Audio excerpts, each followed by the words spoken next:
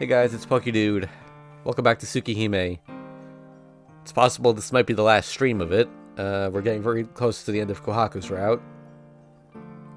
Although, who knows how long the cutscenes actually are.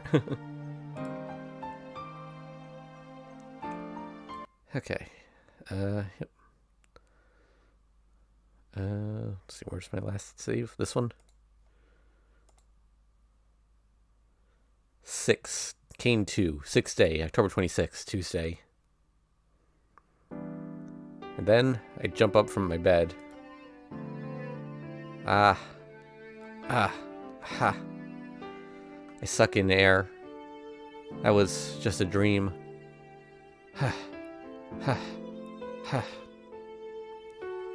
Hugging myself, I try to control my breathing. My body is still all here. There are no burn marks on my skin. I feel my back with my fingers. It's wet. All this sweat. I speak as if it is happening to someone else. My entire body is drenched in sweat, as if someone covered me in water. That dream, even after I woke up from it, sweat pours from my forehead. I feel terrible. I get up from bed and suppress my urge to vomit. Walking towards the window, the wind calms me down a little bit. What a dream. Recalling the dream, I check both my hands. There isn't any blood on my hands. Well, of course, that was just a dream, so I wasn't covered in blood, nor did I suck any blood. But yesterday morning, what did I do? Didn't I take my hands drenched in red paint while trying not to let anyone see them and wash them clean? I think that's Okay, you and I are the same, Shiki-kun. that's what she said. Can't remember that well. Tonoshiki was bit by her. I can't remember that well. If there is a habit of drinking blood, I can't think well. It spreads by being bitten. No. I sweep away the dark passions in my brain. But that dream doesn't disappear. It was me that killed someone. There's the problem. Even though it's in my dreams, I killed someone and didn't feel any guilt. All I did was kill naturally and watch. That's abnormal. Inside my dreams, I wasn't sane. That is different from this me right now. But that's a dream that Tonoshiki saw. So even that insane Tonoshiki has to be me. No. And the Akiya that came to punish me, it might be a dream, but for some reason I feel like it's a glimpse of the future and start to get nauseous. I hear a knock at the door. Excuse me, Shiki-sama? Are you already awake? Yeah, I just had a bad dream, so I just woke up, thank goodness. I sweated a lot, so I wanted to change quickly. As usual, Hisui has prepared my uniform. Draw near to her to get them, and I get real dizzy. Shiki-sama? I can hear her voice. I sense her coming closer and raise my hand to stop her. I'm fine. I was just a little dizzy. I'll be fine in a bit. Taking a deep breath, I focus on my heart's rhythm. I wait for the blood to stop pounding in my head. See? All better. I say this was my best attempt at a bright smile to calm Misui's worries. Oh. But I guess I failed. Shiki-sama? Please do not overexert yourself. Smiling with a face like that troubles me. Hisui says this with a pained expression. I think this is the first time I've seen her show emotion like this. No, that's not true. If I recall in detail, Hisui just looks expressionless, but you can see her emotions if you study her face. I think she shows her feelings too much, so that when I compare her to that girl standing by the window, I feel a big contradiction. Shiki-sama? Are you feeling bad after all? No, that's not it, Hisui. I just found it surprising. You've changed a lot since back then. I think you're more cheerful than that time when you were just watching us. Is that so? I think your memory is mistaken. Hisui averts her gaze. Yeah, she's different from the quiet, doll-like Hisui from my memory. And more importantly, Shiki-sama, are you really feeling well? Yeah, I'm fine. Speaking with you made me feel better. I understand. But Shiki-sama, I think you need to see a doctor. It seems you are not feeling well since you came back to the mansion. Well, that's true. What's this? You're saying the same thing as Kohaku-san. You sound like it would have been better if I never came back. I meant that as a joke. Yes. Nesan and I share the same view. What? For an instant, my vision flickers. I can't even speak. I came back to fulfill the promise, but that one who gave the ribbon disagrees. Hisui, you say that? Who do you think I came to the mansion for? No, Shiki-sama. You came back here for your own sake. Therefore, there is no need to be bound by any promise from the past. There is still time. You decided yourself to come here. So you can decide on your own to become free at any time. Hisui places my uniform on the desk and walks away. Excuse me? Please forgive my rudeness. Hisui leaves. Left alone, my chest hurts for some reason. I'm not angry at her. No, I can only feel apologetic. There's no need to be bound by a promise from the past. The promise Hisui doesn't seem to care about. The promise that was very important to me. Even when she tells me directly this difference, I feel no anger. The reason is obvious. Hisui, why did you look like you were going to cry? Because of that, I could not blame her.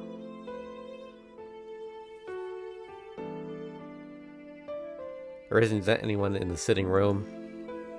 Neither Akiya, who usually has already finished eating by now, nor Hisui, who usually stands like a statue by the wall, are there. Good morning, Shiki-san. You're up early today again. Yeah, morning, Kohaku-san. Greeting her, I glance around the sitting room. It bothers me that they're not there. Kohaku-san, has Akiya recovered since then? She's healthy now, so there's nothing to worry about. But she's still feeling a bit tired, so she'll be resting today. I see. Thank goodness it was nothing too bad. Yes. Maybe you should go see her? She probably wouldn't want you to see her when she just woke up. So she'll probably throw a pillow at you. Kohaku-san tells me indirectly to go have a fight with Akiha. Certainly, seeing Akiya panic so much that she would throw a pillow at me sounds fun. But after seeing that dream, I just don't think I can face her. No, I don't think I will. I don't feel good today, so I don't have the strength to fight her. I see. Akiya-sama also said that you don't need to worry too much about her. So you go to school as usual. Oh, Shiki-san? Did you do something to Hisui-chan?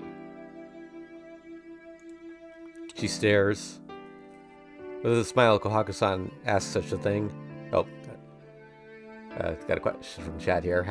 Yeah, we finished the arc route a while ago. That was the first couple streams. Yeah, we're approaching the end game now.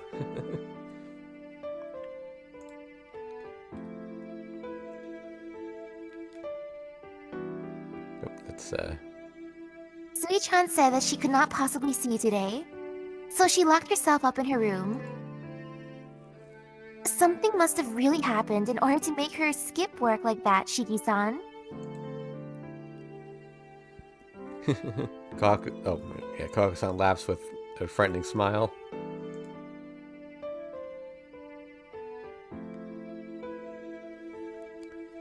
Oh, thank you, Horatio. They said our series is underrated. Alright, without a doubt, she must think I did something horrible to Hisui. But what? I didn't do anything. If anything, she's the one that scolded me. Hisui-chan scolded you? No, well, that's not it. It's just, she told me I shouldn't be too persistent over small things. Hisui-chan is doing some weird things. But I'm relieved. I was worried that you were going to be like Makihisa-sama. Huh? Like my old man? How? Kohaku-san looks away like she didn't mean to say that. No, it isn't anything. It's a trivial matter, so please do not worry about it. Hey, Kohaku-san. It makes me more curious if you say it like that. As for revenge for before, I stare at her.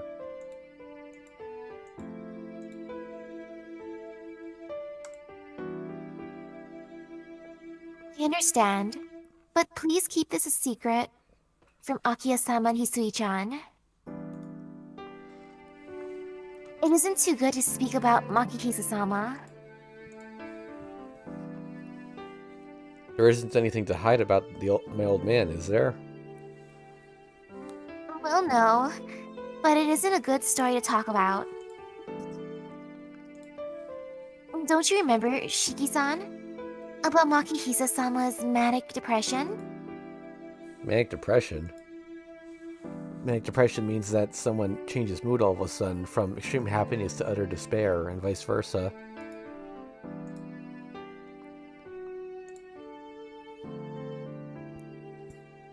Yeah, well, I guess he was like that. He was very kind when he was kind, but he would get extremely angry over little things when he was in a bad mood. Yes, but it was still alright when you were here. But after you were adopted by the Arima family, his condition grew a lot worse. He would yell at Akiya-sama for no reason, and often abuse Hisui-chan. What? Wait a minute. I know my old man was strict, but he would never do such a... Like I said, this is after you left, Shiki-san. Day by day, Makihisa-sama's manic depression worsened. It was so bad it was more like having two different personalities rather than having manic depression. He would be set off by the littlest things. But after he calmed down, he wouldn't even remember what he did. During that time, I was taking care of him, and Makihisa-sama told me.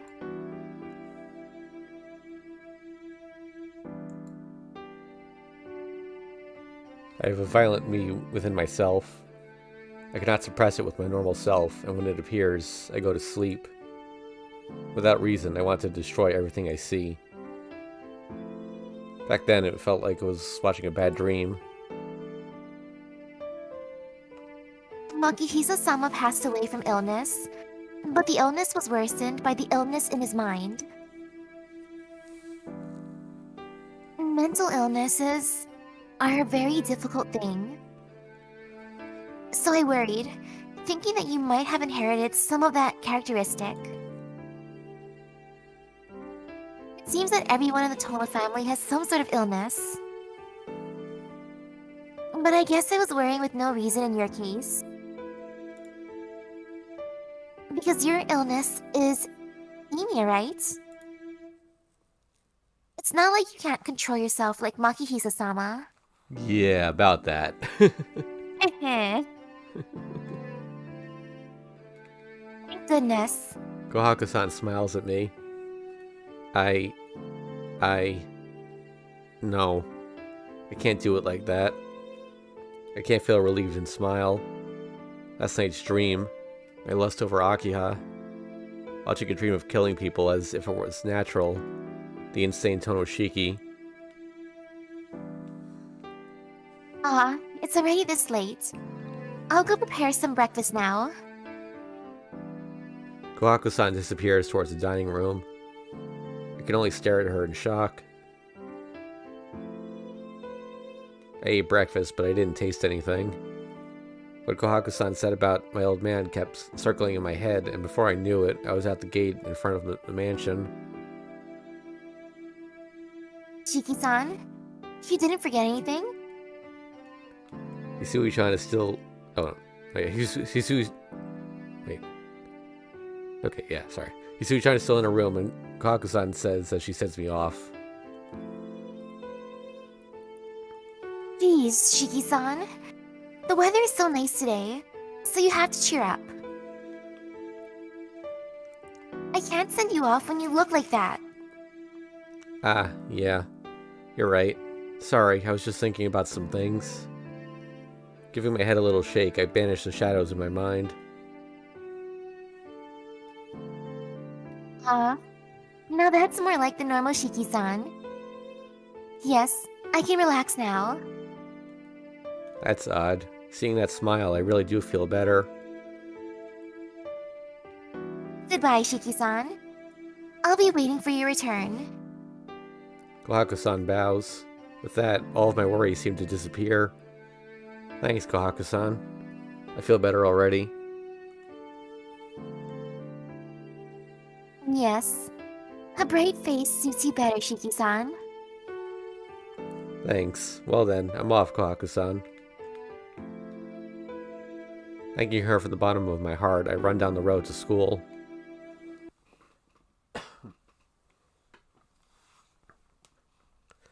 I arrive in the classroom with more spare time than usual. Let's put a save down here.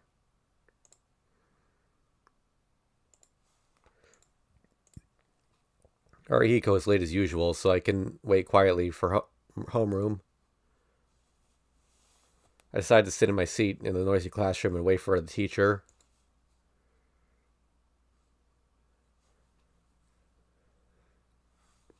The day passes without any trouble. Maybe he went on a trip. Arihiko didn't show up. Trip isn't a metaphor or anything. Did have the strange habit of spontaneously taking trips. Isn't anything cool like roaming the country or on a motorcycle. He goes on sightseeing tours on weekdays with the old people. Jeez. I've known since elementary school, but I've never completely understood his hobbies.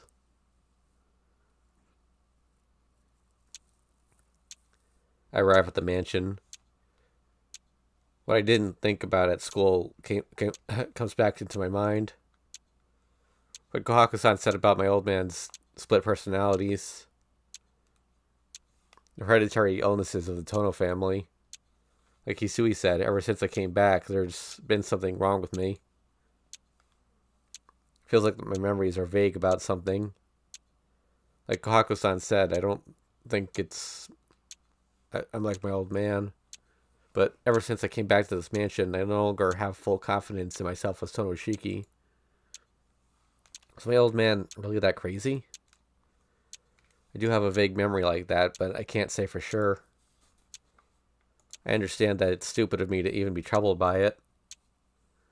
But still, I should probably know about the Tono family. I'm back. I call out, but there's no response. Akiya is probably still resting in her room. Kohaku-san and Hisui are probably doing their jobs right now. Well then, come to think of it, this might be a good opportunity to put a save down. Yep. Okay, so, let's see. Oh, we're not as far along as I thought. Okay, increase flag R.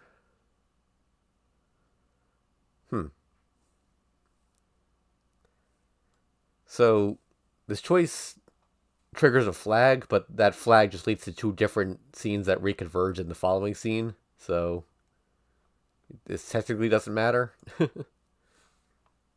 Let's go see Kohaku-san. I'll go ask Kohaku-san. She seemed pretty knowledgeable about all those things this morning. I don't think Akiya would want to talk about it, and searching my old man's room would take time. Probably have the best luck with Kohaku-san. She's probably sleeping in the back. Enter the courtyard. Huh? I don't see her anywhere. I glance around, and then, for just an instant, I see the color of her kimono in the forest. Is there anything to clean over there? There isn't anything over there. I played in that forest as a child, so I would remember. I used to play a lot in that direction, so over there... Eh? What was that? There should be nothing there. But there's something odd about that. If there's nothing there, then why? Did this garden-like area hold some special significance to me? Ouch. I get a light headache. After a little debate with myself, I follow after Kohaku-san. Deep in the forest, there's another mansion. Detached, I suppose. Deep within the trees, it seems to be hidden from sight from the main building of the mansion. No way. My heart convulses. This is the first time I've seen it, but it seems horribly familiar, and I start to get dizzy. Kohaku-san went inside. I don't remember what this detached building is.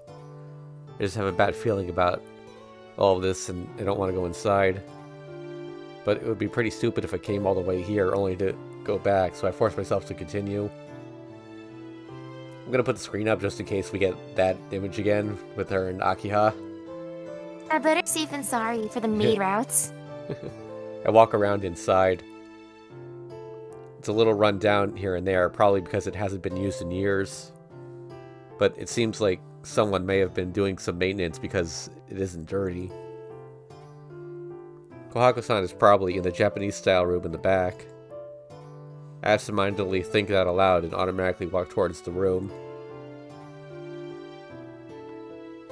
This is also familiar. The smell of tatami fills the small room. Okay. Good. So, it's just her.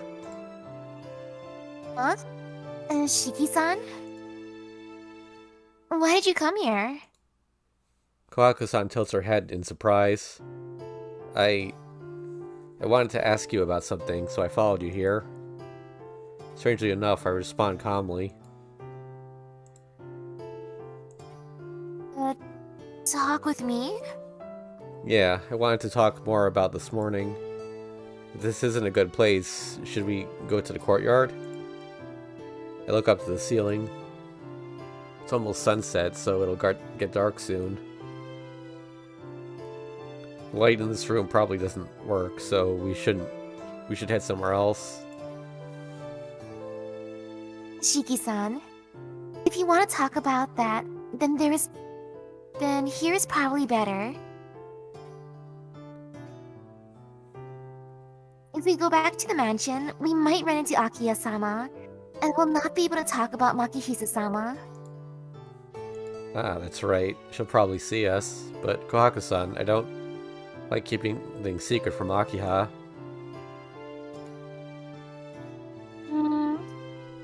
is a little difficult. Akiya-sama does not like talking about Makihisa-sama. So, if you wish to continue our talk from this morning, then we have to do it where Akiya-sama will not overhear us. Does that mean we have to keep it a secret from Akiha?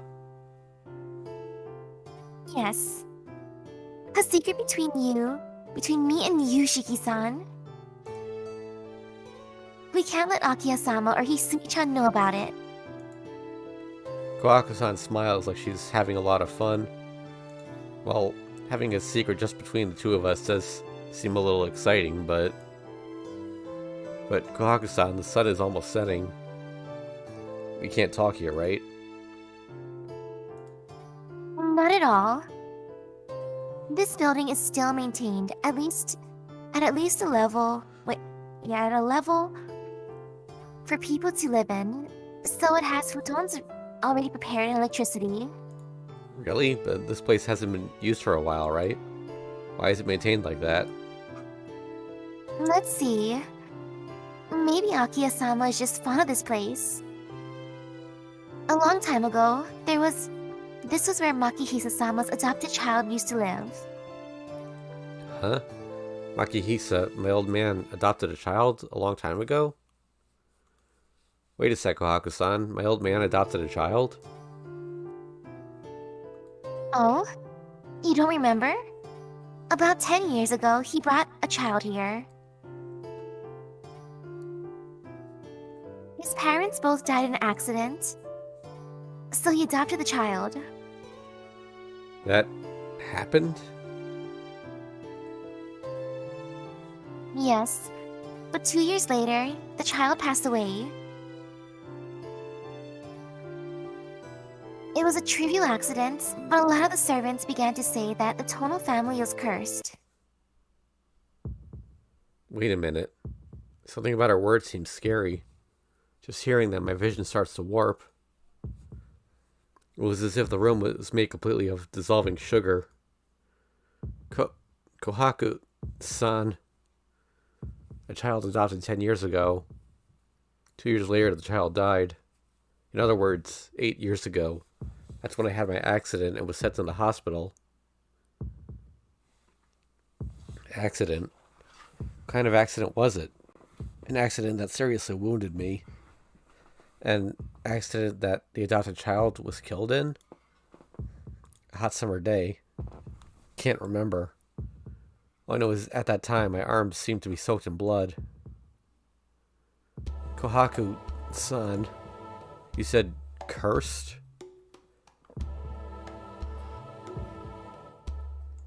Anything important. It's just that a lot of the members of the Tono family have died young. Such as in accidents, or suicide, or illness. A curse that does not allow them a natural death. Well, that was the rumor anyway. Suicide? What?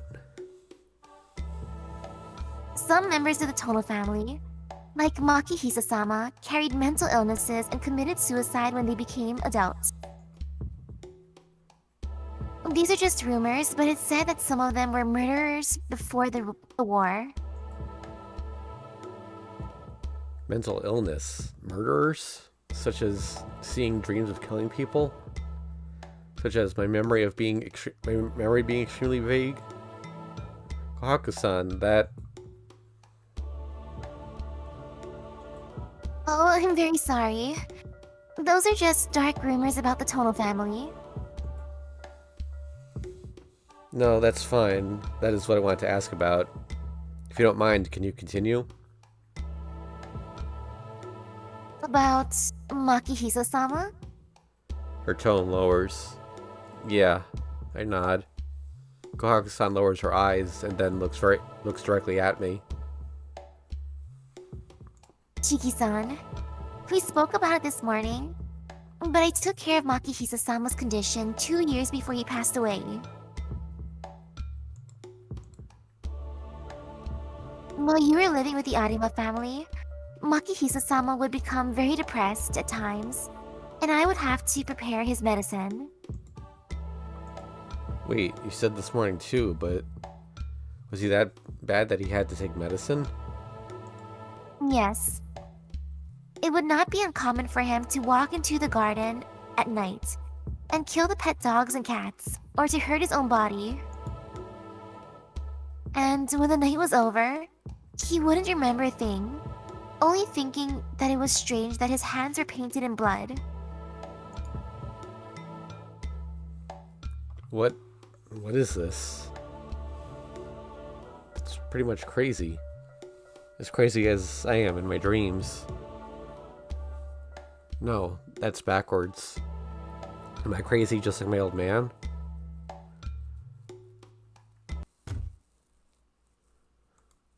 Shiki-san? I hear Kohaku-san's voice. I don't know when it happened, but I'm on my knees on the tatami floor. Shiki-san, you look terrible. If you're feeling poorly, you should rest in your room. Kohaku-san says this as she grabs my shoulder. With her help, I can stand. Yeah, I'm fine, so I'm somehow able to focus again. But I'm still dizzy. Swirling red and black. My vision strobes between blood and night. The darkness brought about by my anemia now turns into just one sheet of red. A red reminiscent of blood. The ease with which I bit the neck of the dead body in last night's dream. It slides down my throat. The taste of warm blood. Ah. Thud. Somehow I understand that was the sound of my body hitting the floor. Shiki-san? Kohaku-san dashes towards me. Shiki-san, are you in pain? Shiki-san? No, it doesn't hurt. I wanted to tell her, but my consciousness is fading. I can't speak. I can't even move a finger. It seems that if I exert myself even the slightest bit, I completely lose consciousness. Collapsed on the floor, I try as hard as I can to resist the coming darkness. Don't strain yourself. Please lie down. Kohaku-san speaks to me. She slides me over. With one hand holding my head, Kohaku-san slides a pillow underneath me. Please relax. This will help the blood to flow, right? Her voice sounds so close. I piece together my situation. It seems I'm resting on her lap.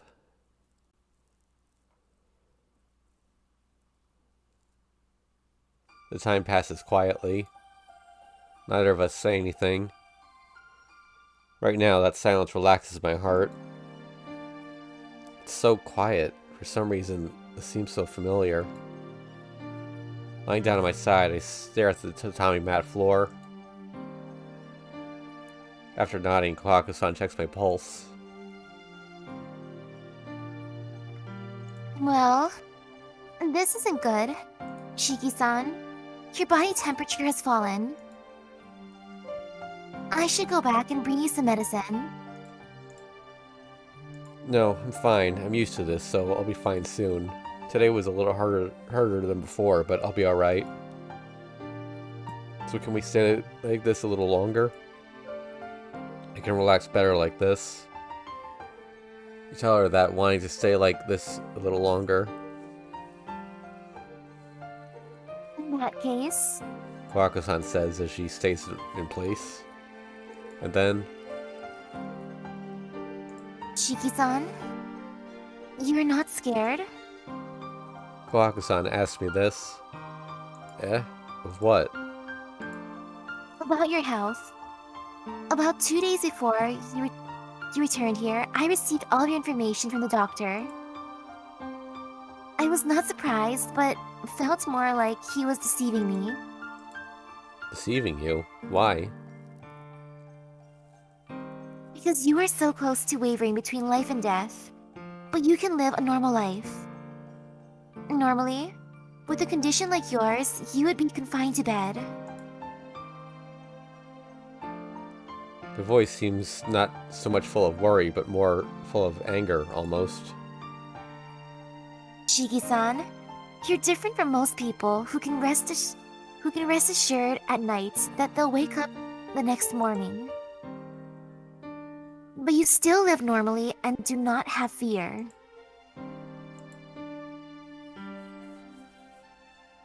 I can't understand it. Please answer me.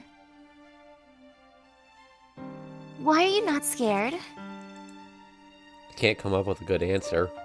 My weak body, the death that's always close, my eyes that can see death. Maybe that's why I'm just numb to it.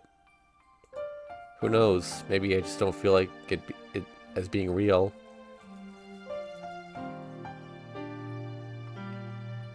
I don't get it. Do you not feel how close death is? Or is it because your body could die at any moment, so living does not concern you? It's hard to say. Maybe I'm desensitized to death. Being sensitive and seeing it that close every day, it just becomes normal. But I can still say this, Kohaku-san. Since I'm so close to death all the time, I can feel life more strongly. You know that living itself is happiness. Like you said, my body that isn't that free. But with such a puppet-like body, I want to believe that even talking right now is such a wonderful thing. That's right. More than thinking about my body, I want to treasure the present. If I have time to worry about dying, I should be enjoying the present more. I see. Your heart is free, isn't it? Quietly, as if she's singing, Kohaku-san says this to herself. Her fingers run through my hair gently. Kohaku-san? I look up. I see her smiling very peacefully. The smile that I should be so used to seeing. But it seems like it's the first time I've ever seen her smile. Time just passes by. She lightly runs her fingers through my hair. I feel the warmth of her body from her legs. The nostalgic smell of the tatami mats. It's also comforting. My eyelids slowly start to close. She has such a gentle look on her face. If I can sleep like this, it would be... That's funny. Oh, Oh, I or see. that I think that him? might have been his line. That's funny. Really, like this. I feel like this is the first time I've seen you smile, Kohaku-san. I feel like I'm falling asleep.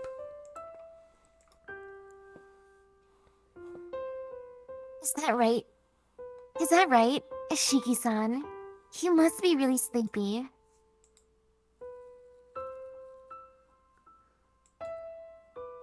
That's fine. If you're happy, then... If this makes her smile, I want to do this forever. In the middle of this dark room. I want to feel her closer to me, and I reach out my hand. Shiki-san? My fingers touch her. My fingers trace the lines of her face. They brush her smooth skin and reach her hair, then... Kohaku... No, I think that's Akiha. Kohaku? You came here ahead of me? Vigorously opening the screen door, Akiha enters the room. Awkward. What? Kohaku-san's fingers suddenly stop moving. What are you two doing? Better question, what were you going to do with Kohaku? Oh, Akiha. Akiha's emotionless voice. Akiha. It's not what you think. I stand up in a hurry. I just tell her to calm down. There's nothing wrong or anything suspicious. We haven't done anything. And all Kohaku-san did was watch over me after I collapsed. Wait, Akiha, I just collapsed, so Kohaku-san was... It's over before I can finish. Akia stares at Kohaku-san and enters. It's only a moment after. Slap. The dry sound echoes through the room. What? There wasn't even time to stop it. Akia just walked in and slapped her. Kohaku-san takes a few steps back. It must have been pretty hard. Akiha, you... Nissan, this place is off limits. If you are feeling well, please go back to the mansion. I don't care about that. Why'd you hit her? Why not? This is an old, decrepit building. What was she thinking, having you rest here? Just for that? She was just taking care of me. Just that? What do you mean, Nissan? It would not be surprising if this place collapses. An earthquake could cause the ceiling to collapse. To take care of the eldest son of the total household in such a place means she doesn't have the discretion proper for a servant. Akiha, there's some things you shouldn't say. Kohaku-san didn't do anything wrong. I was the one that called her here anyway. Oh? You're going this far to protect Kohaku, Nissan? Her gaze sharpens. She looks just like she did in that dream. A gaze that looks close to malice and hatred. In front of me, in reality, there's a nightmarish Akiha. Eh? My pulse tightens. Was I hallucinating? For an instant, around Akiha, I thought that I saw something terrible. I understand. If you say that, then I will not say anything else. But Nissan, from now on, please do not come here. If you cannot even do that, then I have some ideas too. It must have been an illusion. There isn't anything strange about her. But why? The danger I feel from her makes me uneasy.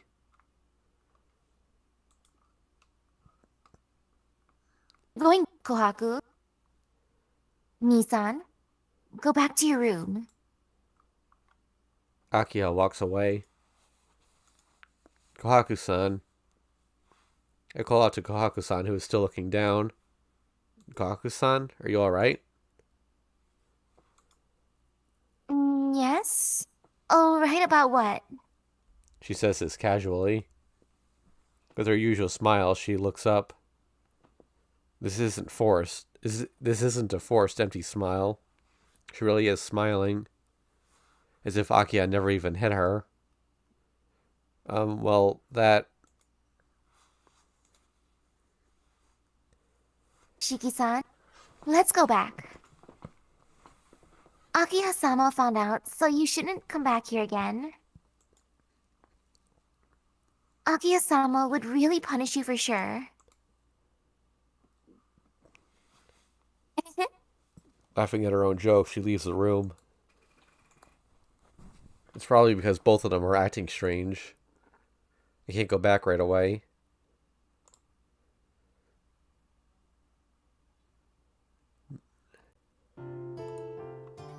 Put save down.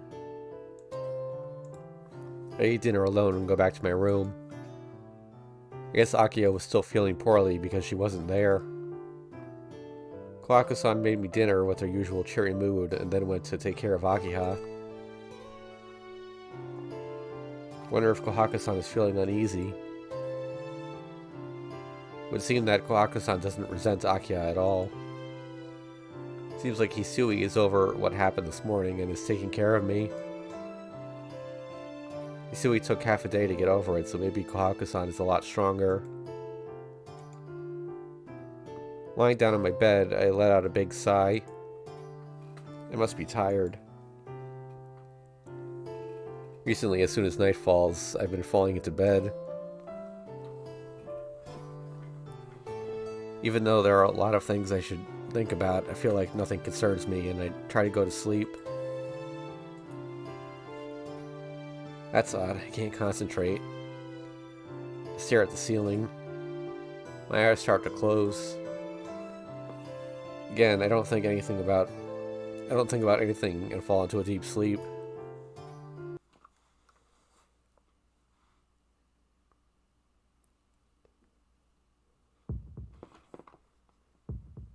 Burning.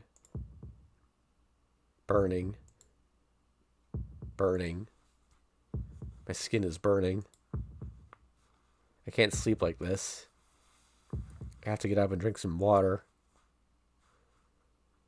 The city at night. Repeating my hot breathing, I look at the people passing by. There are only 2 or 3 of them tonight. If possible, I want to find a lone girl who's about my age. Hot. I see my reflection in the mirror. Breathing wildly, it looks like I'm running a high fever. Hot. I can't stand this burning. There. I don't need to get any closer. I grab her from behind and make her pass out. I pick her up and take her with me. I start to smile. I endured it for so long and now everything is over. I decided to do it here in the end. The reason is simple. Because this was the killer's lair. Just in case we get that Kohaku image again, I'm putting the screen up. Burning. My breathing fills the air. Soon I can taste her. Then I start my meal. Yeah, we're in the classroom now. That image is probably going to show.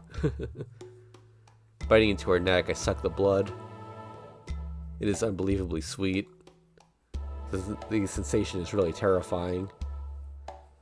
If it is this sweet, it feels this good. I may just become a captive to this sensation in place of that killer. The night is deep. Above my head is the silver eye bearing witness to my sin. With blood-smeared lips, I look up at the night sky with eyes full of amusement. Fluttering hair. Above is a spiraling sky with a beautiful silver moon, like a snake, watching the blood-sucking demon.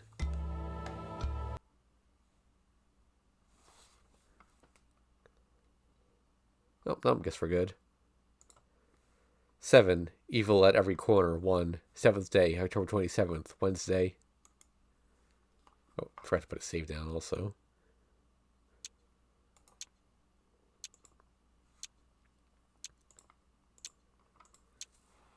I leap out of bed, unable to take it any longer.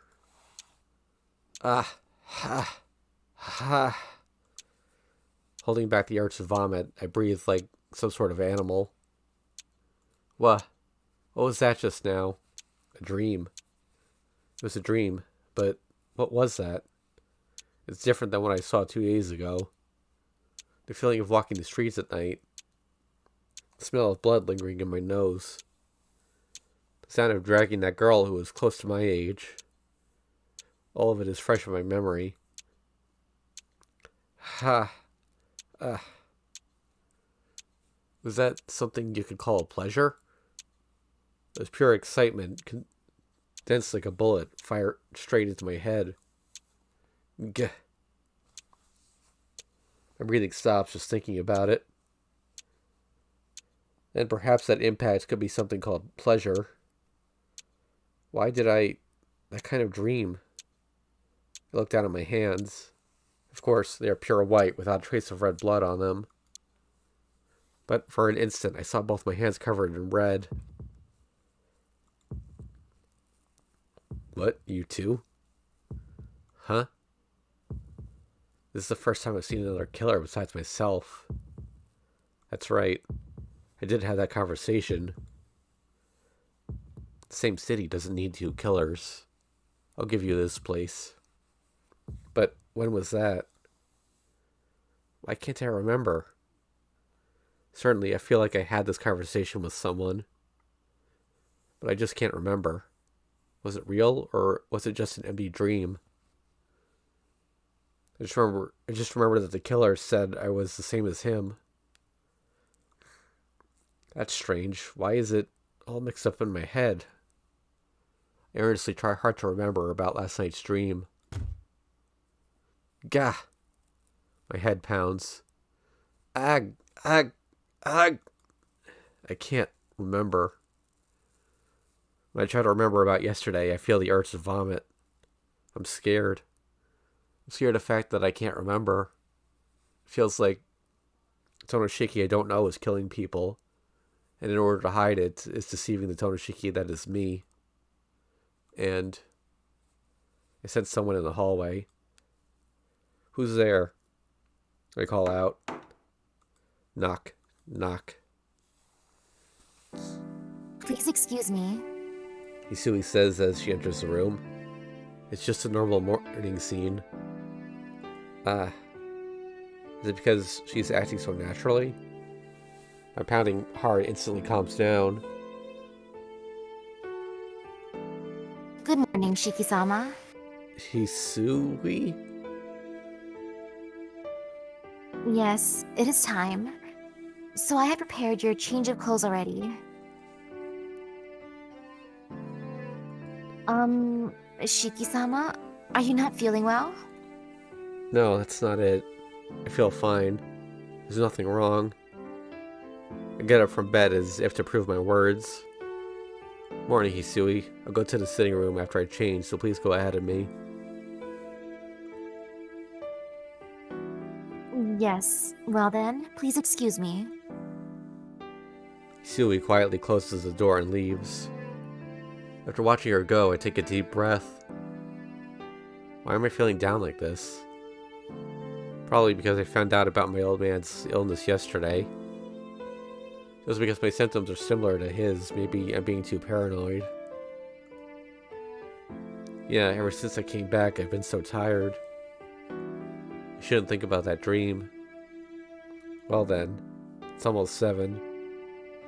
Like yesterday, I should be able to enjoy the morning.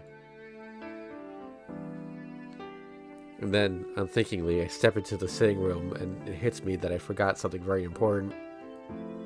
Oh crap. I swallow my words.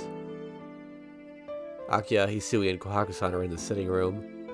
Everything seems just like normal, but after what happened yesterday, I'm sure it'll be really awkward. Akiya and Kohaku-san seem to have reached an understanding, but I haven't spoken with Akiya yet. Thinking how Akiya acted yesterday, I'm pretty sure Akiya's still mad at me. Good morning, Nissan. Did you sleep well? Huh?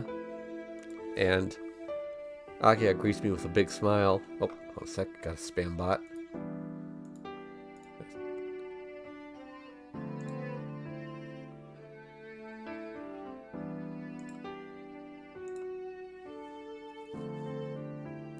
Okay.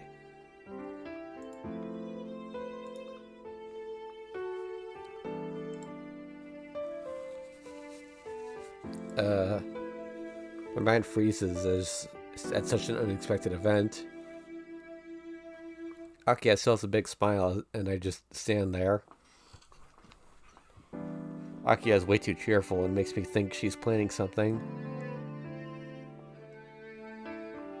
Shiki-sama, would you care to sit down? Yeah, if you want me to sit, I will. I fearfully look at Akiya as I sit down across from her. Morning, Akiya. You seem to be in a good mood today. Is that so? Certainly. I feel much better, so I probably look less pale than before.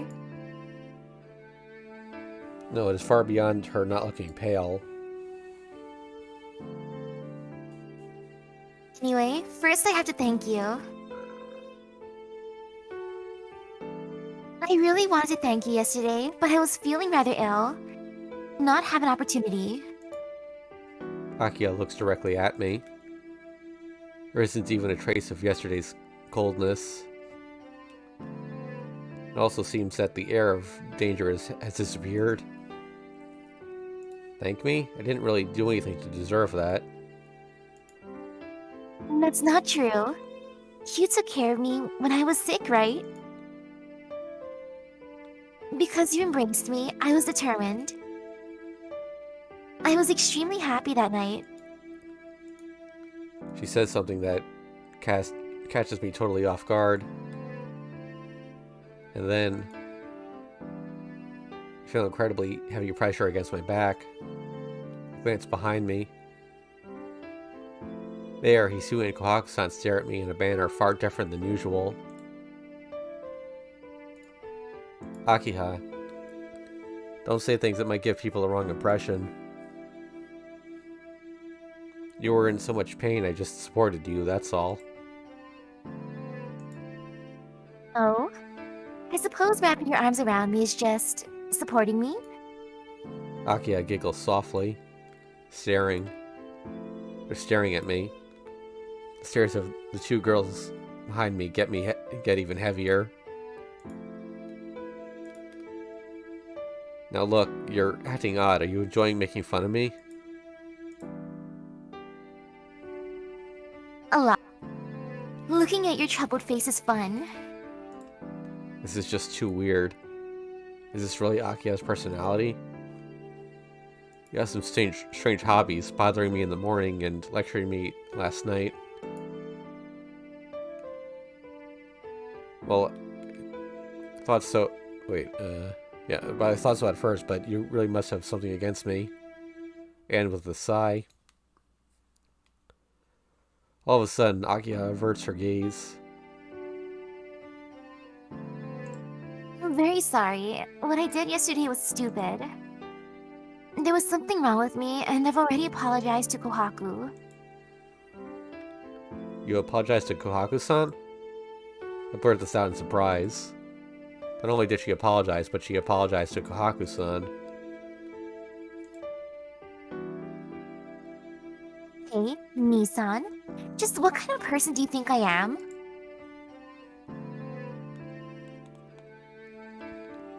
I was at fault, so it was only natural that I apologized to Kohaku, right? When she says that, I get a vague mental image of her acting as a strict mistress.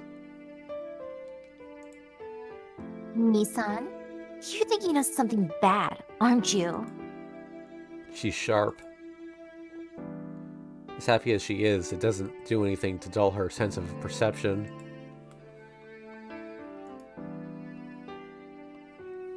Shiki-san, I hate to ruin your fun, but would you like some breakfast?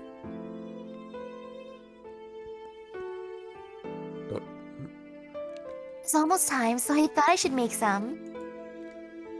Oh, I forgot. I'm not so much hungry as I am thirsty, though. Oh, do Shiki-san. You collapsed yesterday, so you need to eat to regain your strength. Even if you don't feel like eating, you should have some food. What she said is true, but I just don't feel like it right now. After seeing that dream, I can't bring myself to eat. Nesan, if Shiki-sama does not feel well, I do not think you should force him. Hisui-chan, you are too indulgent when it comes to Shiki-san. Huh? Shiki-san, you're not feeling well again this morning? Kohaku-san stares at me. As if on cue, Hisui and Akiha add their serious stares to me on me as well. I guess I really can't go on fooling myself. To tell the truth, I do feel a little under the weather. I can eat, but could you make it something I don't need to chew? I feel pretty bad, and I can't really taste anything. After telling the truth, Kohaku-san says, Oh, I see. and looks a little downcast. As the one in charge of cooking, she probably feels something about what I said. Shiki-sama? I think you're not feeling well because there was a change in your environment. So, if the mansion is not suitable for you, maybe you should go back and live with the Arima family for a while? Sui's opinion is driven by a sincere concern about my health.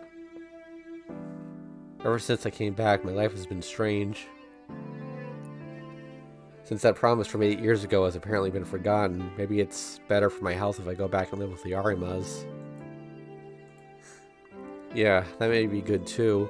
Although I've only been here for a week, if I don't seem to get used to it soon, I'll leave for a while and go regain my health. Well, that may be jumping the gun a little bit, I add.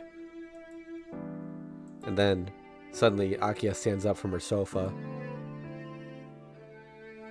Oh, that will not do, Nissan.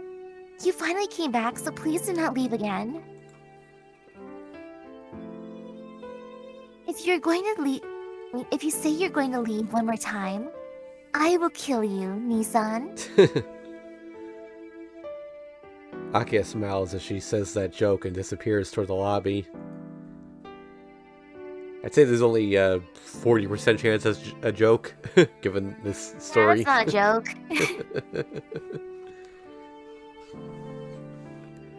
Hisui-chan, it is time for Akiya-sama to go to school.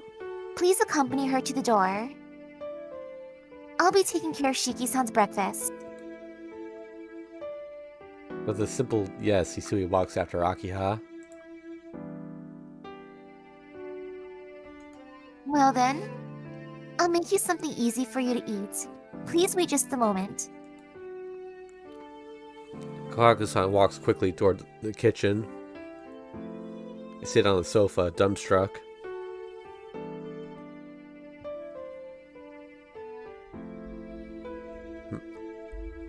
I will kill you, Nissan. Those words won't leave my head. It's probably because even though it was a joke, it didn't sound like a joke to me.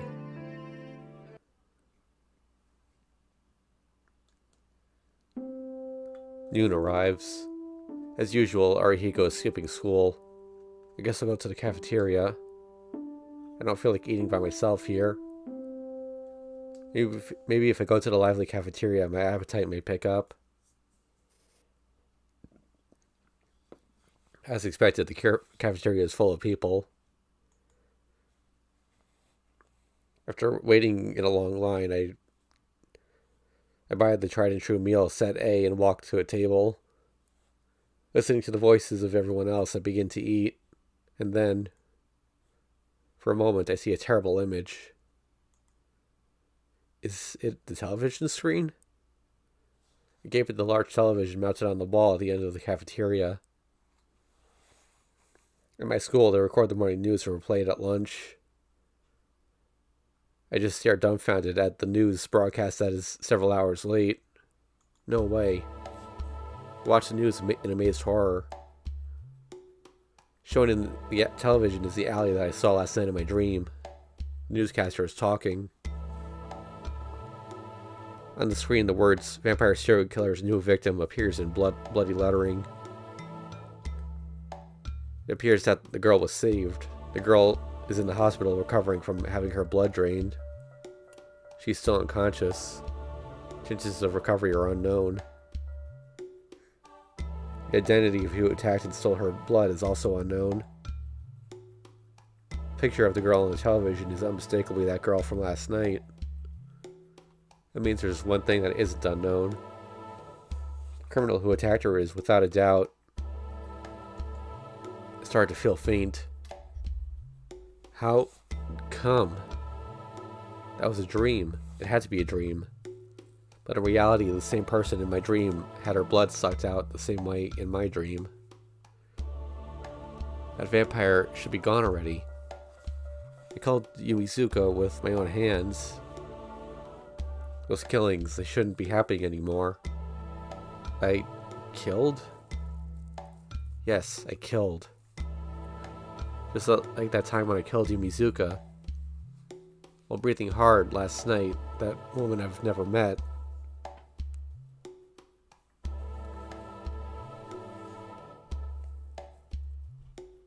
Tell you, Shiki-kun, it's useless to resist it. What are you talking... No. I think that's more of her lines. What are you talking about? You're more of a killer than I am. Ugh. Resisting the urge to throw up, I get out from my seat. I can't go back to class. I find myself running into the city. I come to the place I saw in my dream. There are several policemen around the area, and the tape reading "Police line do not cross" is stretched across the alley. Exactly the same. Without a doubt, this is the place I went in my dream. No, it wasn't a dream. I can't delude myself into thinking it's a dream any longer. Even if I stay here longer, the cops will only stare at me. I can't go back to school now, so I guess I'll go back to the mansion.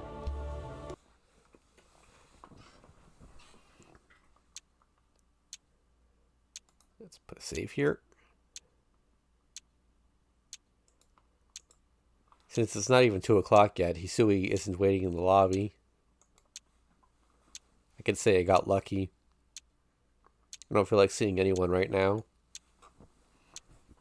I glance at my reflection in the window. The pale face that looks like a completely different Tonoshiki. Myself that seems like another person. That dream that seemed like it belonged to another person. That which cannot be noticed, the traces of killing that only remains in my memory. Dizziness. Before me, my vision goes black. No, I'm not the same as my old man. Desperately fending off the dizziness, I try to stay upright. My old man. I can go to my old man's room and I can find out about his illness. If I do that, I can confirm that I'm not the same. If I am the same, there might be a way to help myself. The room was on the first floor in the western part of the mansion, next to Kohaku-san's room. It was fortunate that I left school early. At this time, no one else is around. I pull out my knife and take off my glasses. I try to cut the line of the door's lock and put my glasses back on. The room was not locked. My old man's room is just like it always was. Nearly all of the rows of books are educational reports, and nothing catches my attention. What I want right now is my old man's journal or notes. The old man was extremely methodical. There certainly has to be something like that lying around here somewhere. Of course, they're not just lying around where anyone can see them. Maybe they're locked away somewhere. I should probably look at these desk drawers first. This isn't the time to be fooling around. Taking off my glasses, I look at the lines. Using my knife, I cut the lines on the drawer. Inside, there appears to be some old documents bundled together in what seems to be a journal. First, I look at the old documents. Yeah, I think we've had this scene already. I think on the Hisui route or the Is the Akio diary route. one?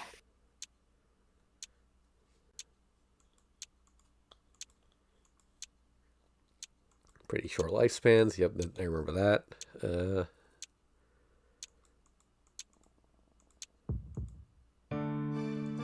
Oh, that's strangely mad. Yep. No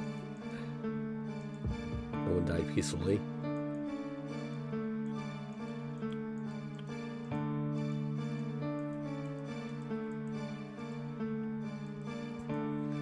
Pick up a journal with a relatively new binding.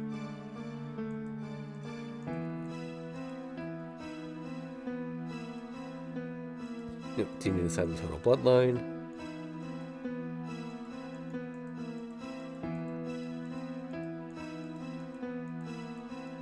Okay.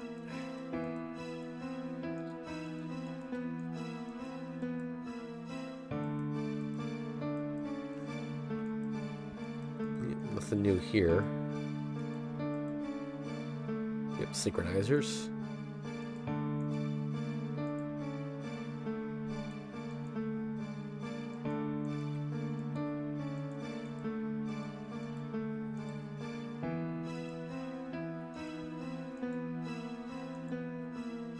Sorry, this is like off topic, but I was watching your stream earlier about when you got the Flamingo. It was called.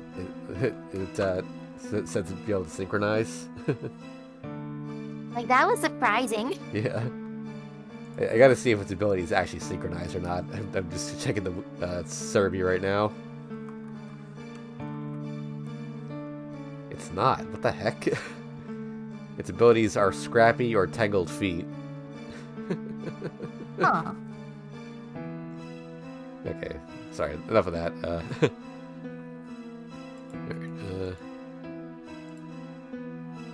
Curse of the Nayas. Oh wait, is this part new?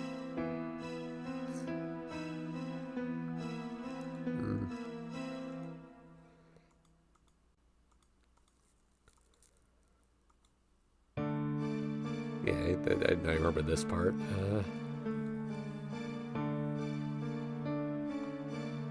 Let out a deep breath and expel the air from my lungs. I take a break from reading.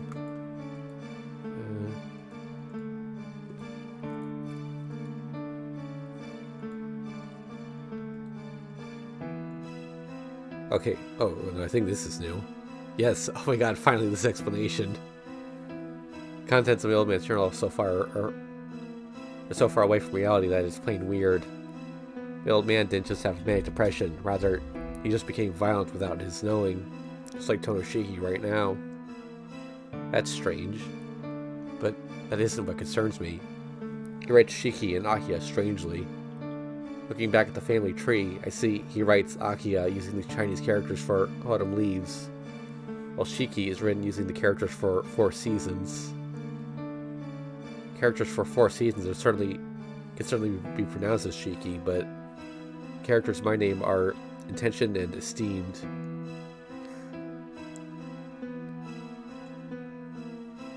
I have a feeling that thinking too hard about that will be bad, but my train of thought does not stop. What are these synchronizers? Maybe the adopted child? But I feel that's wrong too. Anyway, I only read halfway through all of this. If I read through it completely, I might come up with a solution. But do I really want to find out? I feel like vomiting. I can't stay standing. Hurry. I must hurry back to my room and sleep. It feels like there's something wrong with my head. I still decide to go back reading the journal. The rest of it seems to be a record of some sort. The date starts in the summer of 8 years ago, and about a month after that. I don't understand it yet, but I continue to look through it. I think this is also a repeat.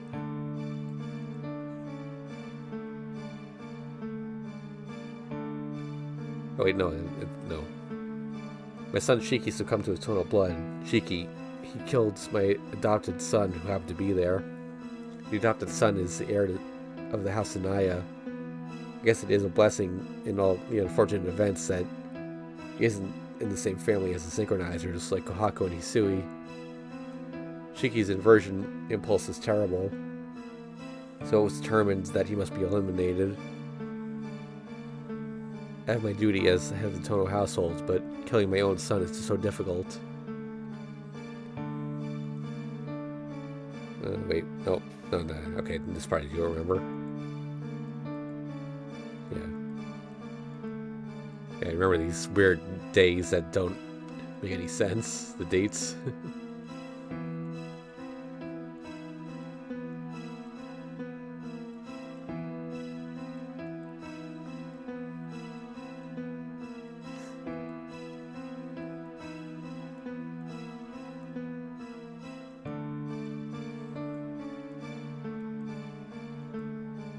Okay, Total Blood's awakened.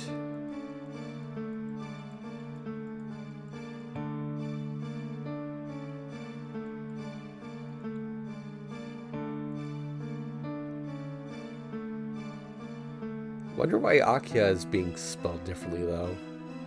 As far as we know, there's only one Akiya.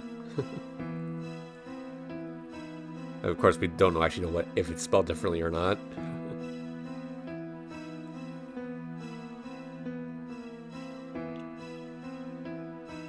Wait.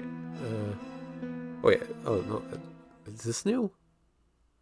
I don't actually remember Akiya ever being spelled with a capital. Let's see. I put my adopted son from the Naya family into the care of another branch family. Akiya hates me.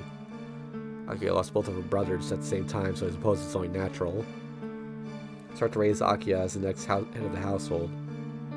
Akiya has more than enough talent to carry out her duties as the head of the household. Shiki may have the ability of immortality, but Akiya has the power to plunder. Siblings, both of them, have the ability to share and take life energy. It is regretful. If only she'd been born 10 years ago, I would have been able to eliminate the Nayas without the help from the Kishimas. But I have to be careful. The ability to plunder is a double-edged sword. She may plunder someone's entire concept while plundering their heat.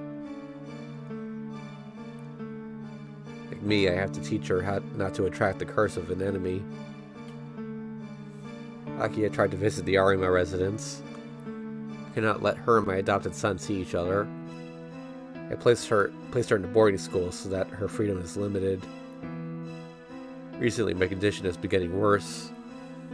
It seems like the daughter of the synchronizers is not enough now. First time in a long time, I've come back to myself. How many months has it been since I last picked up this pen? There probably will not be a next time. I'll have to finish writing here. I gave instructions for this to be given to my daughter Akiya after my death.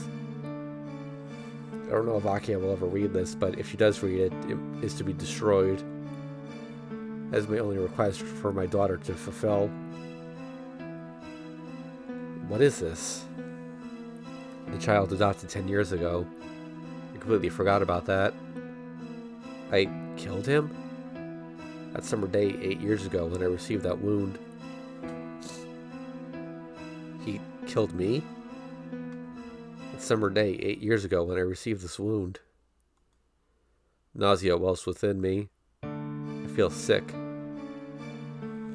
The memory that I'd forgotten until now runs through my head. I understand. Everything has been written down, so I have to accept it. Besides, everything falls into place. The reason I was adopted by the Arimas. The reason I was disinherited as the eldest son. It's nothing. In other words, Shiki, was only a replacement for the one named Shiki. What is this? Cursing myself, I tossed the journal to the side.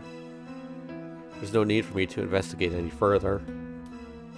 Staying here any longer is just a waste of time.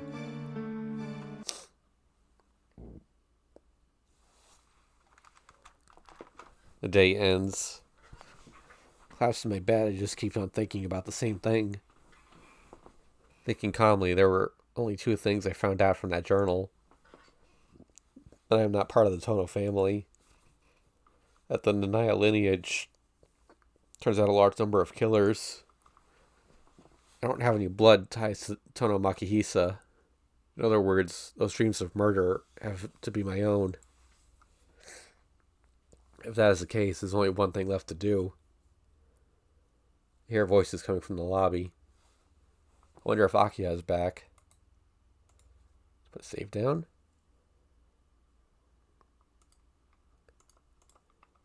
I get up from bed. I want to hear the truth from Akiha. Gathering up my courage, I knock on the door. Akiya, I want to talk.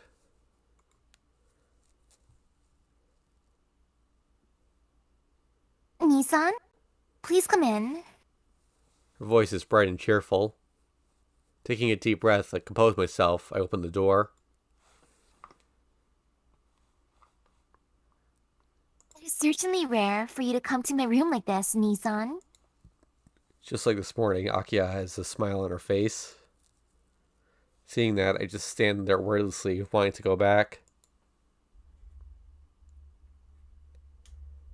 I guess, after all, I felt that myself as Tonoshiki and my sister Tono-Akiya are important to me. But still, there's something I have to ask her. Akiha. Yes? What is it, Nissan? Akiha appears to be looking forward to a fun conversation. Gritting my teeth, I look her seriously in the eye. Please tell me about the Naya family. I think I have a right to know. In that instant, Akiha freezes like a puppet whose strings were cut. Akiha wordlessly stares at me. If you won't answer, then I'll rephrase my question. The old man, Todo Makihisa, had two personalities, right? Not just him. Almost all members of the Tono family have some sort of illness.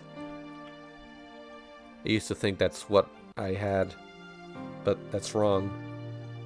My anemia came from that incident 8 years ago, because I know. You were adopted by the Tono family, right? She smiles for some reason.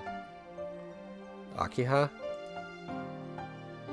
Akiha slowly and elegantly walks to the window as if she was in a play. The curtains billow in the breeze. Placing her hand on the window, she turns around.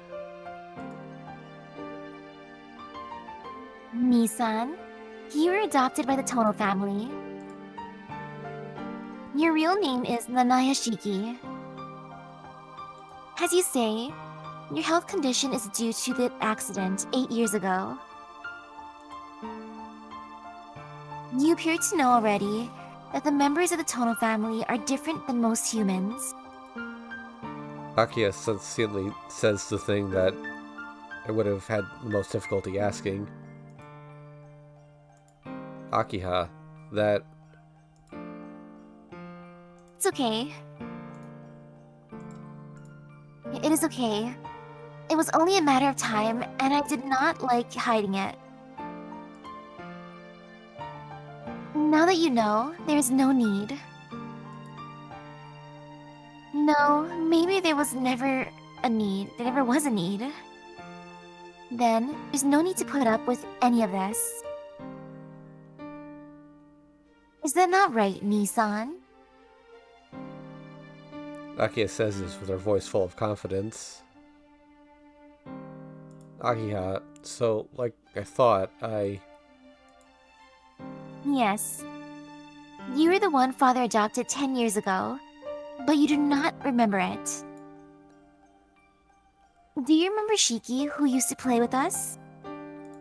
No, I don't. That's right. It is because father hypnotized you. Shiki was someone who could not resist his Tono blood. You may not remember it, but that day 8 years ago, you protected me from Shiki. You sacrificed yourself to protect me from that bloodthirsty Shiki. That is how you were killed by Shiki, and Shiki was killed by father. It is the duty of the head of the Tono household to dispose of those who are no longer human. Killed? But I'm still alive, right?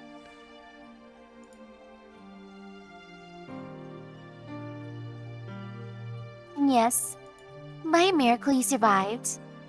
You remember what happened afterwards, right?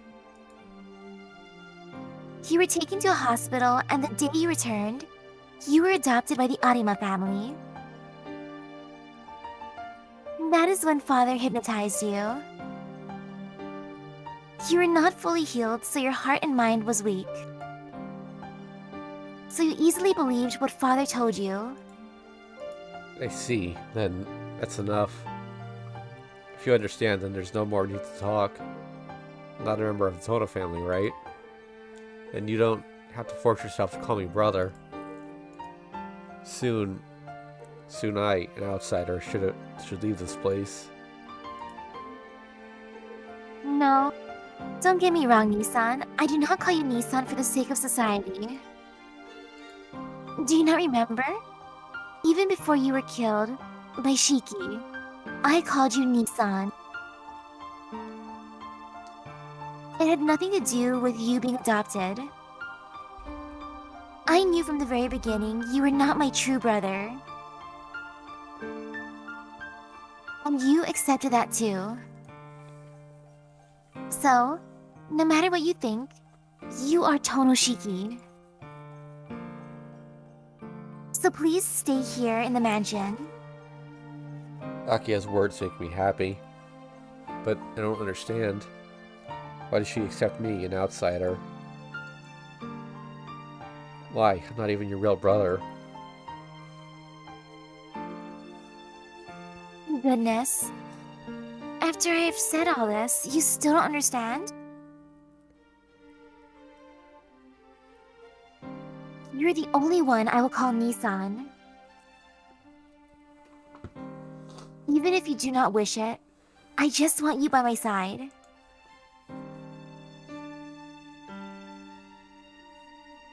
Because I love you, Nissan. What? Akia says something totally unbelievable. I'm happy that she likes me as her brother, but as long as the situation remains, I can't be here. No, I'm not the kind of person you think I am. You see Shiki as a killer, but I'm just a killer like him. A killer? What do you mean? I can't keep it a secret any longer.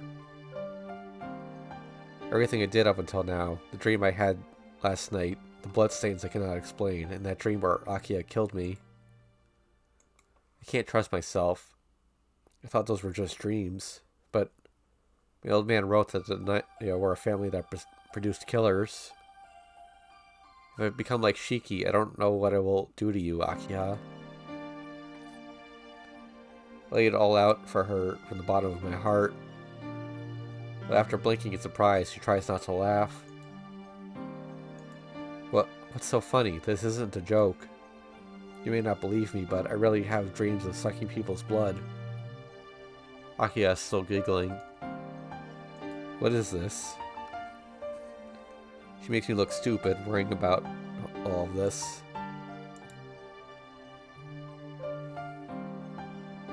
Yeah, and it's funny. See? You can't be a vampire. Because you are from the Nanaya family, your blood is only human. And besides, the Nanayas are not killers. Certainly, from Father's point of view, they are. But the only ones that the Nanaya feel a homicidal impulse towards are non-humans. So, what you saw and had to be... what you saw had to be just dreams. And even those dreams are probably Shiki transmitting to you. So it isn't that you want to see them. Shiki transmitted them? Couldn't think of it. My old man did write something about that. Shiki stole some of my life. So there's a link between us. I feel like we could have avoided a lot of trouble if she just explained this on previous routes. Yep.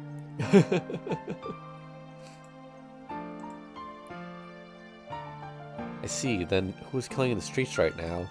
Even if what I saw was just a dream, there are victims showing up on the streets in reality.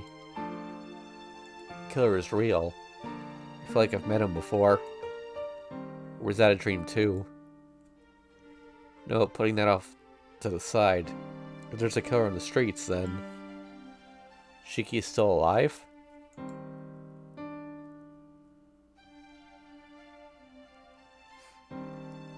Akia, who was just giggling until now, becomes serious. Akia, in my old man's journal, he wrote that Shiki was still alive. In other words...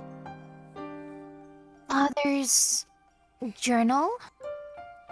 Akia tilts her head, curious. My old man wrote that Shiki and I were connected. That maybe what I saw were really his dreams. No, it's more likely at what he's actually doing. That may be a possibility. Father's death was suspicious, and it did seem like someone was being raised in the underground cell. Wait a minute, Akia. Do we have such a thing like an underground cell here? Of course.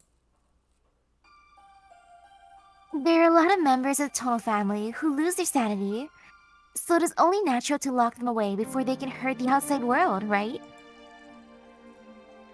Well, that isn't all it is used for. When I got in trouble, Father would lock me up down there. For some reason, Akia sounds like she's having fun. The chill runs down my spine.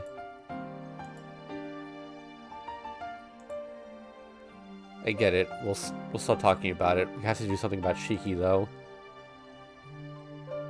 If Shiki really is wandering the streets killing people, then we have to stop him. Is that so? We really do not have to concern ourselves about him, do we? It is not the job of the police to take care of killers.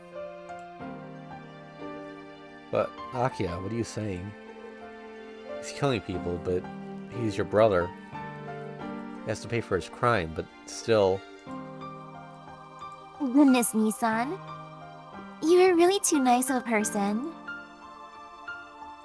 Taking a breath, she brushes her hair back. You are my only relative. I do not care about Shiki. So you do not have to worry about him. No, we can't just do that. Do you think the police can catch him so easily? And before then, there will be more victims.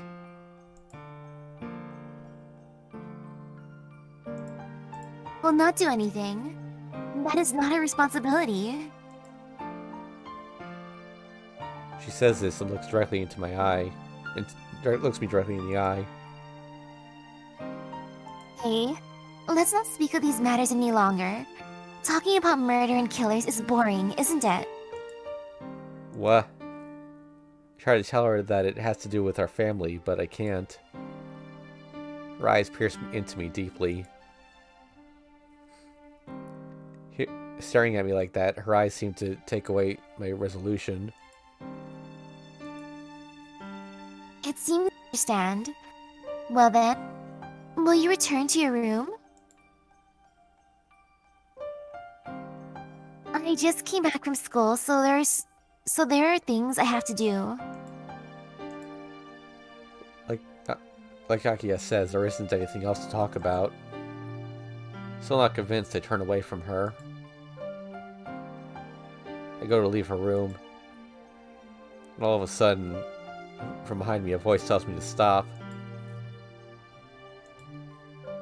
What is it? Aren't we done talking, Akia? Akia stares at me silently.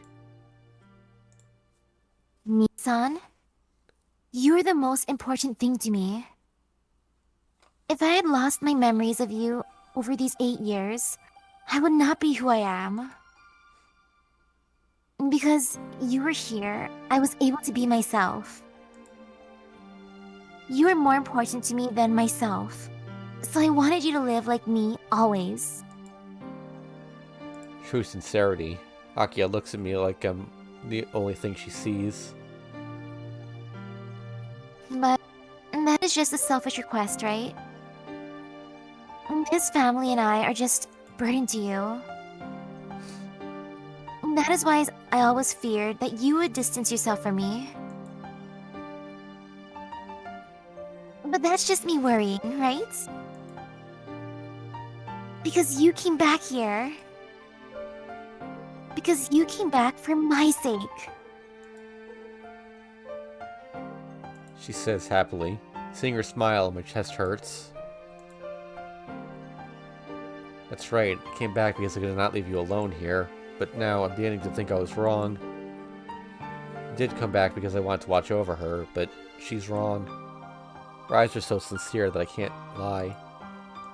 But Akia, that isn't the only reason I came back. I came back for the sake of the child I made a promise with. That's something that it's even more precious than my feelings toward Akiya. It's something I can't lie about. Stop it. I do not want to hear it. You came back, so that is that. So anything else, such as your feelings, I do not need. She looks away. Akiya looking down like that just for no real reason seems very dangerous. Go back to your room. Please do not look like that in front of me, Nissan. Not knowing what to say, I silently leave her room.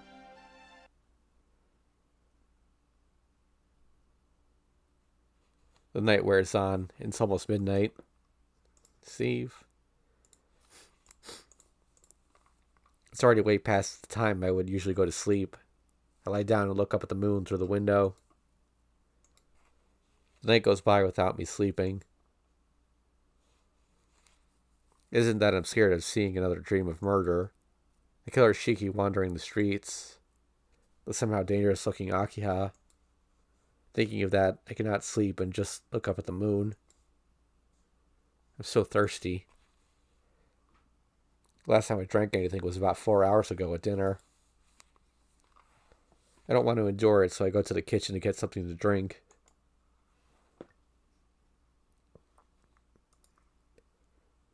I down a cup of water in one gulp.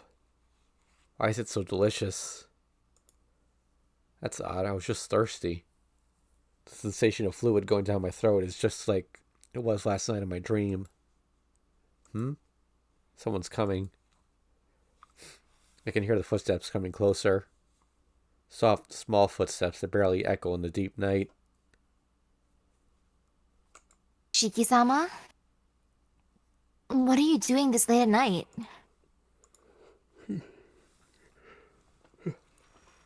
Hisui? I was just thirsty, so I thought I'd get something to drink. Shiki-sama, if that is the case, please call for me. At night, you should be resting in your room. Walking around here at night is not good. Hisui speaks plainly. There's something wrong with her words.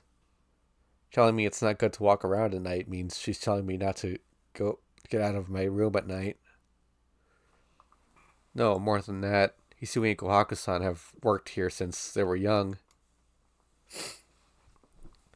So it would not be strange for them to know that I was adopted.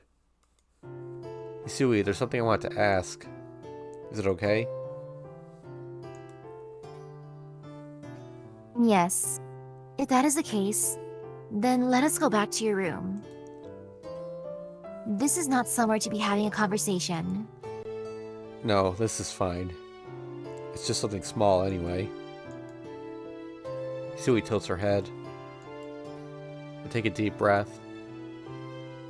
If she doesn't know, then asking her will be revealing a secret. But I don't intend to hide it anyway. I'll make it short. Did you know that I was adopted? Her shoulder shakes. This tells me that she did know.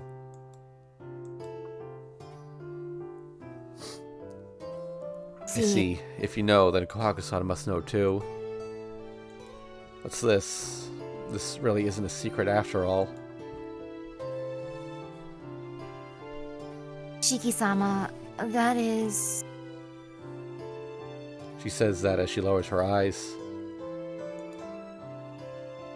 I'm so very sorry. Even if you are adopted, there is no doubt that you are the eldest son of the Tono family. Akiya-sama accepts you as her relative, and you are mine and Nesan's master.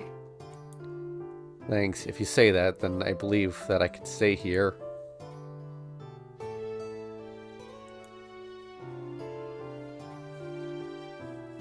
Shiki-sama, please do not say things like that. This really is your true home. I know. That's what I think too. Even though it was for a short while, what happened here when I was a child is very important to me. I can't throw it away. Hisui looks visibly relieved. I still want to know. Before I came here, it was Nanaya? If you know, could you tell me what kind of child I was? I'm very sorry. Other than that, you were the eldest son of the Nanaya line. I do not know. Makihisa-sama completely destroyed all the records.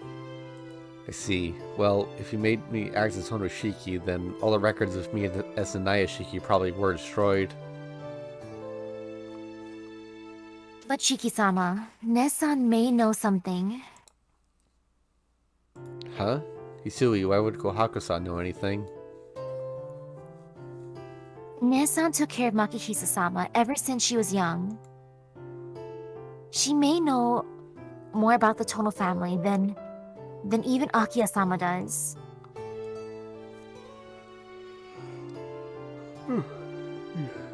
Excuse me, sorry. Come to think of it, Kohaku-san did say that she was Makihisa's servant, but I thought that was just to take care of his condition once in a while. I didn't realize she was his servant from that young of an age. That Kohaku-san? Since she played with us every day, I just can't picture her being near my old man all the time. To be honest, Hisui seemed like she was more suited for that. Always looking down at me, Akiya and Kohaku-san from inside the mansion. Is that true? But that's odd. Why would my old man tell Kohaku-san all the things he would not even tell Akiya? No, I do not think he told her directly. Since Ne-san was always near Makihisa-sama's room in the mansion, I believe she had many chances to overhear Makihisa-sama thinking out loud. Always near my old man? But that's what Hisui, who stayed in the mansion all the time, did. Wait. Kohaku-san was always with the old man as a child?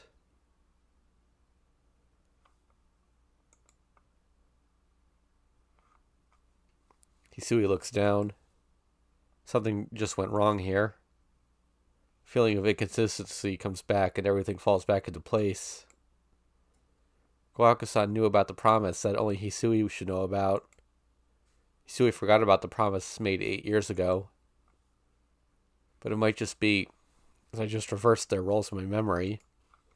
If that's true, then... Hisui, I'll ask one more time, but do you remember about 8 years ago? Yes. About how I gave you that ribbon, right? That's right. After I left my room, you stopped me by the entrance and gave me a ribbon. Do you remember what color it was?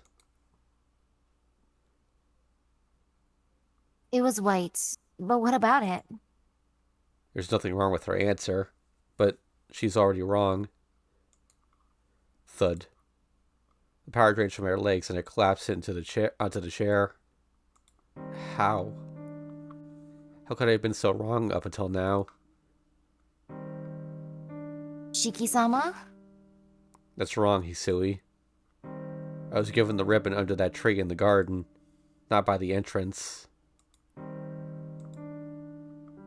Hisui gasps and falls into silence. Why? I don't get it. Why did Kohaku-san try to trick me? Why didn't she just tell me that she was the one I made the promise with? Shiki-sama, please do not tell Ne-san about this. If she finds out, she will have nowhere else to go. All of a sudden, Hisui says this. If she finds out that I knew you two changed places, she silently nods. And it was you who played with us, and Kohaku-san was the one in the mansion, right? She silently nods. Why? Why'd you act like you traded places? There's no point. Or were you guys playing around with me? It was not our intent to deceive you, Shiki-sama. We cannot even fully describe it ourselves, how it came to be. It started 8 years ago. After you were adopted by the Arima family, I think I just became calmer than before. Nessa tried to cheer me up by acting very happy, and then we gradually traded our roles. But why? Why did it happen? Hisui, you were always so energetic. That is not true. I am naturally not active. But when you were there, I tried to follow you as hard as I could.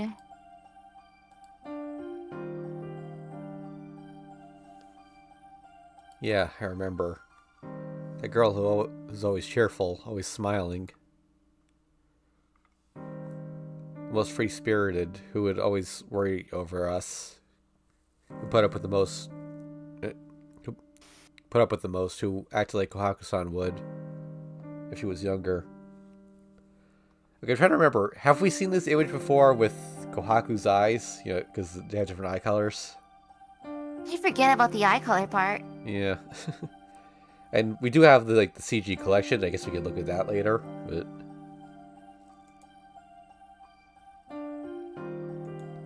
really, I think you would be cheerful even if I wasn't there. That was your character. Trust me, since I, the one who followed after you, am saying this.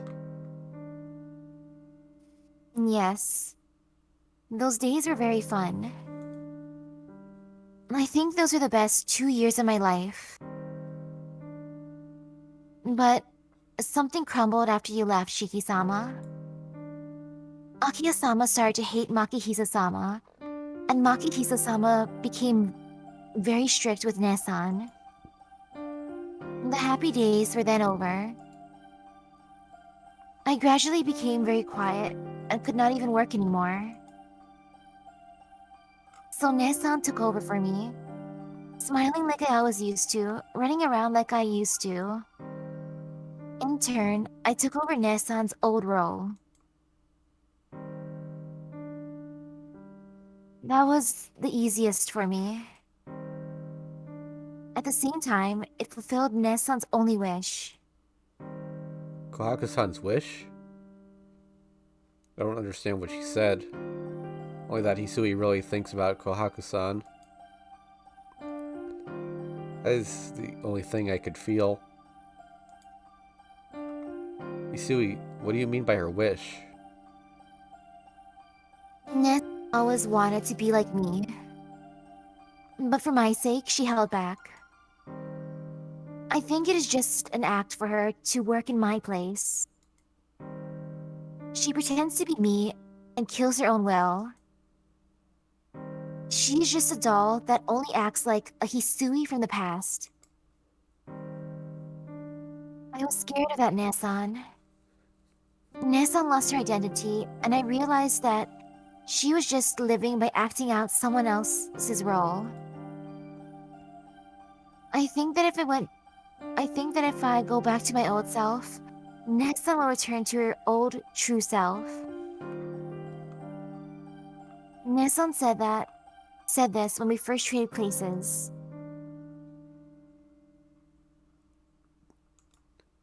It's okay, Hisui-chan. Until you become cheerful again, I will take your place. So no matter when, once you are cheerful again, I will give you back your role.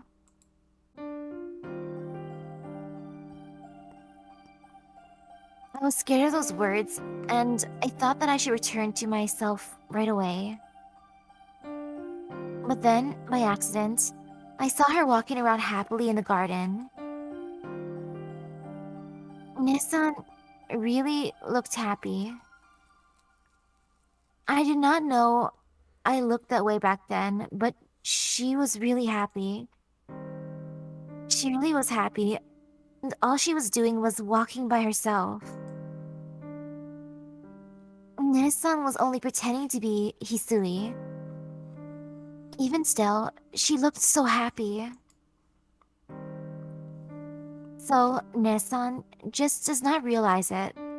But I understood that Nesan always wanted to be like that. I just could not destroy that.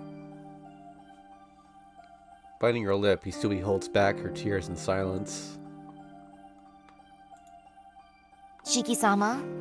Please let Nessan stay the way she is. If you do not, she will lose her place. I can only nod to her words, but that definitely is not the correct choice. Kohaku-san has to pretend to be the Hisui from the past, and Hisui has to pretend to be the Kohaku-san from the past to protect her, or protect that. Hisui has been watching Kohaku-san with who only knows how to live a lie, but still says she will live with her. That has to be so difficult. Shiki-sama, please promise me that you will not say anything to Nessan. Fine, but Hisui, are you okay with this? Hisui doesn't answer. Full of conflicting emotions, I get up from the chair. All I can do is leave the downcast Hisui behind in the kitchen.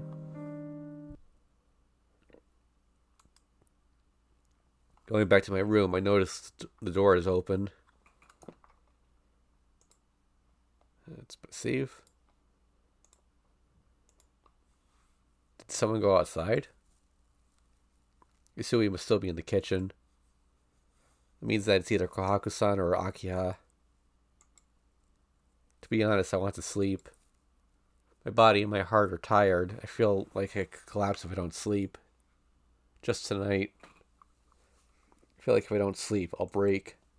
I should check the flowchart. Oh, this choice also does not matter. Huh. I mean, at least they do different scenes, but they reconverge. What do you think? You know, I'd be curious. I'd want to peek. Alright, let's go look outside. I should check it out. I go outside. The previously present moon is now obscured by clouds. Someone is opening the front gate. I start to say something. Akiha? Akiha looks quickly over her shoulder and exits the gate. Thump. Out of nowhere, my chest starts to pound. Thump. Thump. Thump. Thump. My heart seems to pulse with new life. I can feel my blood coursing through my body and the shaking of my fingers. A chill runs down my back. Despite that, my body feels like it's on fire. Akiha, what is she doing this late? I feel dizzy. I try to sort things out rationally, but I stop. Right now, I have to follow Akiha.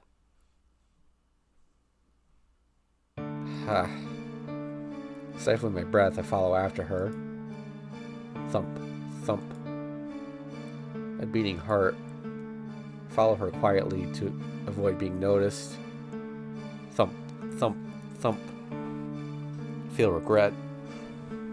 I don't have my knife tonight. There's no moonlight, and it's now midnight. There isn't a sign of anyone else on the streets. Thump, thump. Akiha walks unsteadily. I try to silence my breathing and await my chance.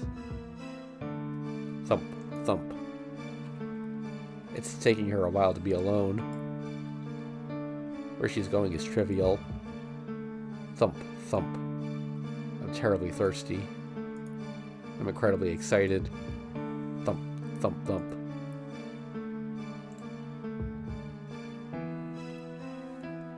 All of a sudden, I lose sight of her. Where'd she go? I return to the main street. I feel instinctively that I'll see her again if I wait here. I let out a deep breath. My heart is still burning. That's odd. This isn't a dream. This isn't a dream, then why is my blood burning as I'm following Akiha? It's like I want to kill Akiha. thump, thump, thump, thump, thump, thump, thump, thump, thump, thump, thump, thump. I like auto advanced, by the way. I didn't do that manually. Sensing something, I instantly conceal myself. Akiya is coming. She looks around from side to side as if searching for something. There isn't anyone here, I guess. I hear her thinking aloud. It must be that close if I can hear her. Peering from the shadows, I look out into the street. My head aches. The air around me tenses. I collapse to the ground. I've never felt such pain before. It's so bad it makes me seriously think my skull just split open and I'm going to die.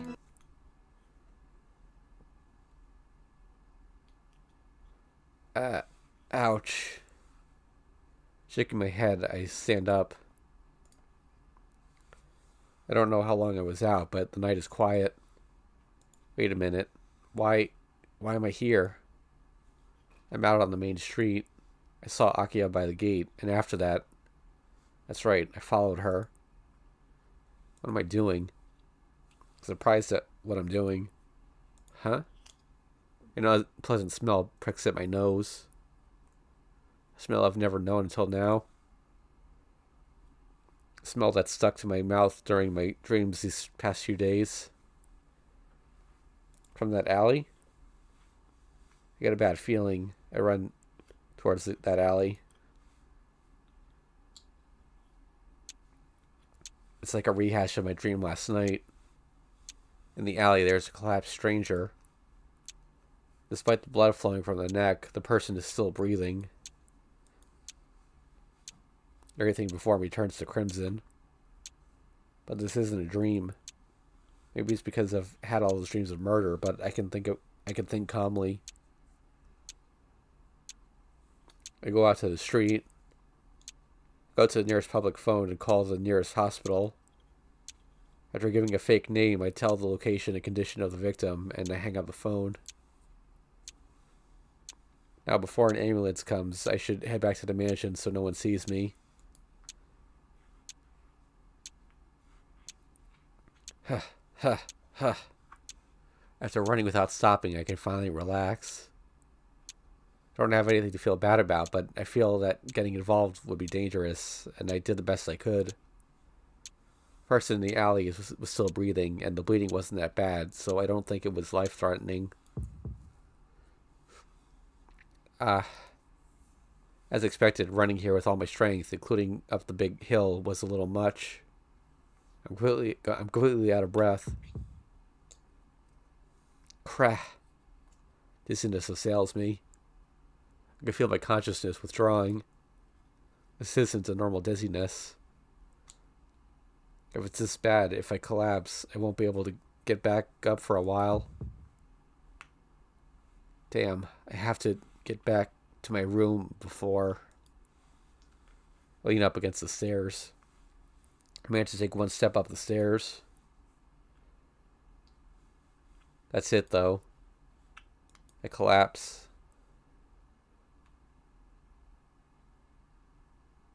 8. Evil at every corner, too. 8th day, October 28th, Thursday. Save down.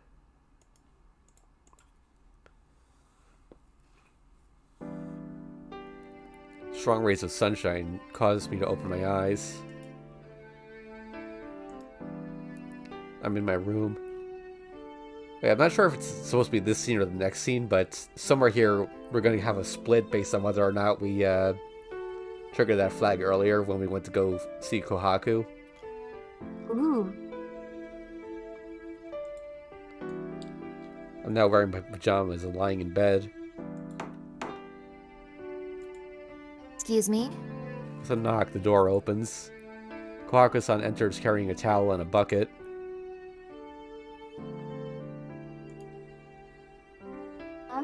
Morning, Shiki-san. How are you feeling? Kohaku-san draws near with her normal smile. I think back to last night's conversation with Hisui. Tucking that away into the back of my mind, I try to make my usual smile. Morning, Kohaku-san. Did you carry me up here? Huh? Don't you remember, Shiki-san? I found you alone on the stairs, and you stood up once I called you. You said you had a nice nap and started to walk. I did lend you my shoulder, but you walked here by yourself. I don't remember. I must have been so tired that I forgot what I did. So you don't remember anything about last night? Maybe. I don't remember anything after I came back to the mansion.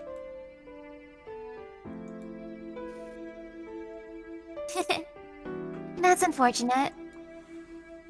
Shiki-san, you kept apologizing to me.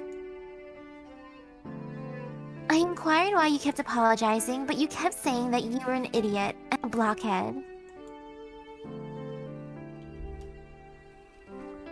Shiki-san? Are you a blockhead? No, I don't think so. Well, I am really starting to get the idea that I think my brain is made out of wood. Anyway, thanks a lot. If I slept on the stairs, I'd have caught a cold in school. What is with Japan of thinking sleeping in weird spots gives you a cold?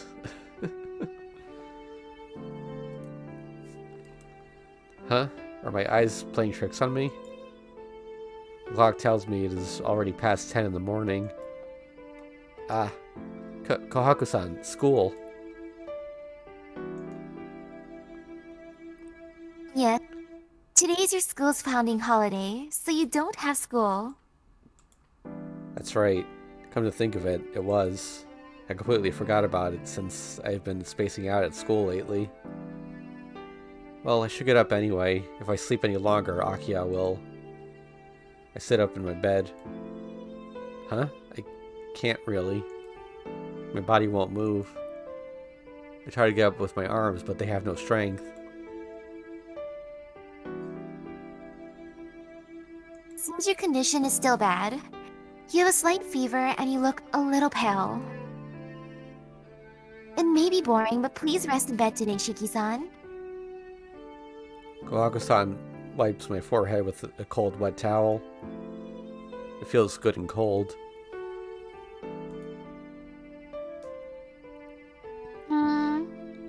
It seems your fever is down. You're not sweating as much, and your face looks much better. You should be well by the evening. Kohaku-san crisply brings out a thermometer and an ice pillow. In the end, she makes me open my mouth and checks the condition of my tongue. Well, I'll bring you some rice porridge right away. Shiki-san, you better behave today. Kohaku-san. Yes? What is it, Shiki-san? As expected, she's always like, she's like always. Her usual cheerful smile doesn't change. I can't bring myself to think that her smile was just an act. Nothing. I'm looking forward to the rice porridge. Yes, well then, excuse me. Kohaku-san disappears down the hall, her footsteps padding after her. I just stare at that figure silently.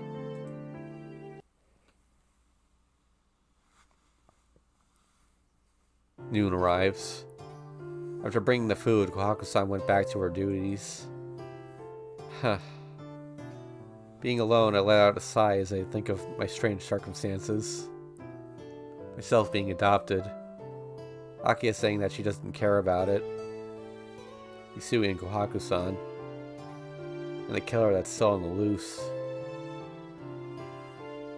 I asked Kohaku-san, but it doesn't seem like there was any new victim in the news today. I guess last night's victim was saved, but while Shiki is on the loose, there will be more victims. If only this body did what I told it to, I could stop Shiki. I let my head back down on the pillows as I start to say that. Maybe it's because I've been seeing those dreams, but I'm beginning to have violent thoughts like Shiki. Whatever I do, I should heal up first. I close my eyes. Was I this tired all along? My energy just drains from me and I feel sleepiness overcome me. I can hear my pulse in my ears. Thump, thump, thump, thump. It echoes inside my whole body noisily and jerks me away from dozing off. Hot. I'm thirsty again. My throat is dry. My mind is foggy. I open my eyes. My body still feels sluggish. And my fever is slightly increased. But still, I should be able to at least go to the dining room and get some water. The hallway is empty. A long time ago. So long ago that I don't remember. Or something I don't need to remember. This place is quiet like ruins you might see in a movie.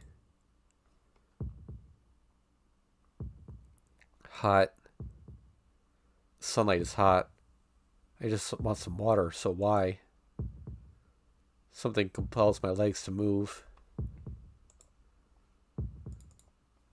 It seems like the detached building is bathed in sunlight. Completely, like in a hot desert. My vision dims. White. Thud. I hear a noise. It's from the detached house. Alright, once again, just for safety, let's put the screen up. It's probably fine, but... Someone in there? Opening the sliding door very slightly, I peer in from the porch. Okay, yep, definitely put the screen up. Inside, I see the figures of Akiya and Kohaku. They look a little strange. I hear a switching of an obi being removed. Yep, it's that scene again. What? Without a word, Kohaku-san pulls down her kimono and bares her breasts. Alright, it's the same scene as last time. I'm about to suck in it, so let's just skip ahead.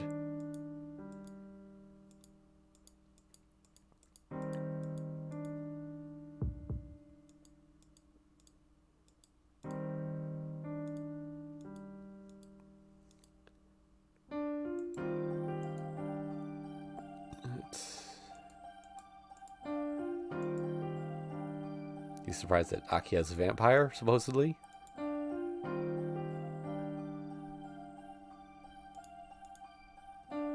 Oh wait, I think this dialogue is new, actually. Okay, yeah, hold on a sec. Time itself seems to freeze. My entire body pulses and I feel it inside out. My heart doesn't even beat. It ticks like it was a machine. My very cells have been transformed. My bodily functions have been quieted like a still lake. All I can do is move my head and process what I see. Akiha. Bewilderment fills my world. Is Akiya a vampire too?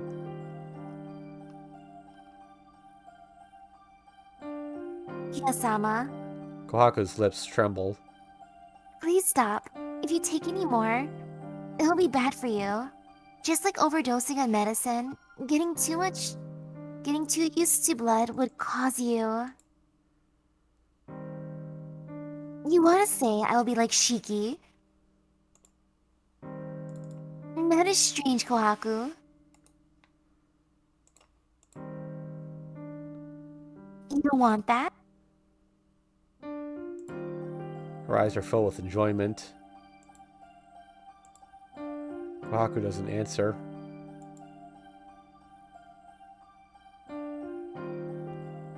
I didn't like father either. He was pure evil. Just thinking he was my real father made even me want to kill him. Right?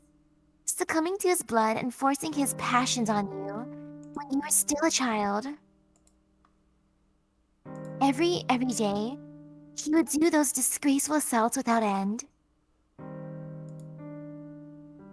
So, Kohaku, I already know what you have.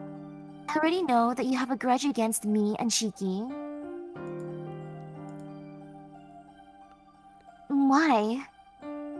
You know all that, and still drink my blood? Of course.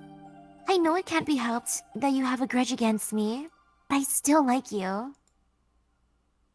So whatever you do, I will forgive you. Unless you mess with what's most important to me, that is. With a smile, Akiya lifts Kohaku's nipple. Oh, that's different now. Yeah. With the sudden jerk shaking your shoulders, Kohaku stifles a gasp. No, stop, Akiya-sama. If you drink more blood than usual, really. No need to be sorry. I won't become like Nissan. To me, sucking blood is just for pleasure. It won't destroy me like it did Shiki. But then, it would make me happy if it did. Kohaku doesn't answer. She only narrows her eyes, not affirming or denying it. Akiya's red tongue slides in along Kohaku's white skin. Akiya clenches her nails against Kohaku's breast. Slice. They break the surface of the skin and ruby drops of blood appear.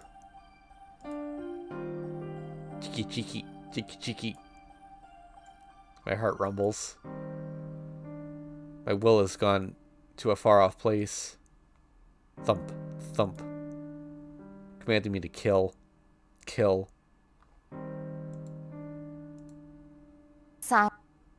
Why did Shiki-sama want so much blood? My blood was enough for him to stay alive. And yet, your blood was enough for him. As a synchronizer, your blood is more efficient and tasty. But reproduction and sucking blood are different. It isn't just that there needs to be a lot of blood. Everyone's blood has a different taste.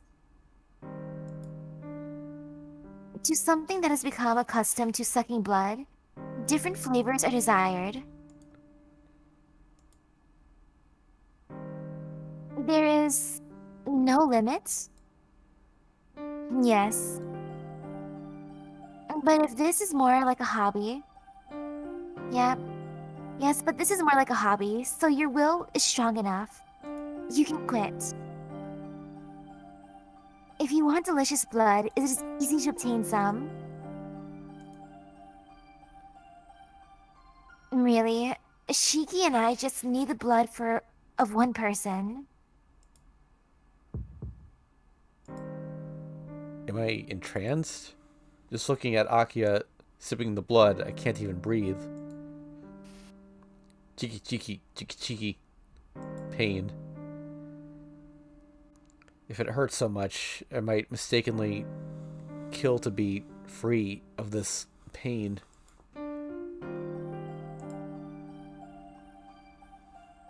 Person? And yet, for Shiki, it may have been mine. That is why he never came here. If he did that, the fun game would have been over. Yes, over completely. If you drink what would for you be the best blood, there would be nothing left afterwards. I would kill the one I love most and drink up even their life. After that, the only thing left would be emptiness. Akiya tightens her fingers around Kohaku's body. Kohaku closes her eyes and endures Akiya's actions. That is why I will never go after the thing I want the most. If there's a time for me to do that, then that is...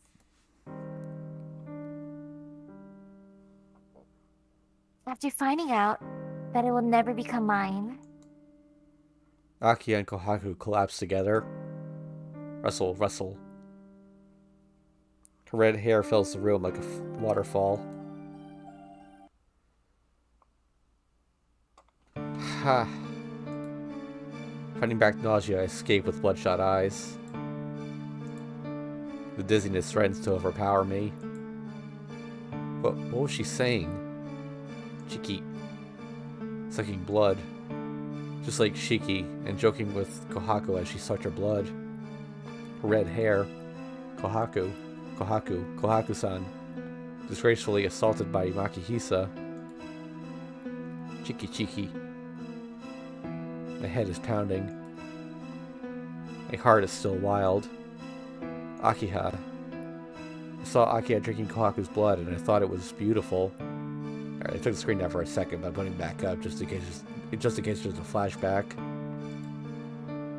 Chiki. Crimson hair. A vermilion spider web. Freakishly scarlet like the wings of a poisonous moth. The very color of evil. Excessively beautiful, excessively poisonous. Therefore, I am ruled by this strange feeling. Underneath the brilliant sun, I walk through the woods. Chiki. Shut up. The incessant racket does not stop. Chiki. The unnatural sounds. I can hear them coming from behind me. Chiki. Insects. Some black insects are crawling around my back. Because Kohaku-san called me a blockhead. These insects think my spine is a tree and crawl around looking for honey. Chiki.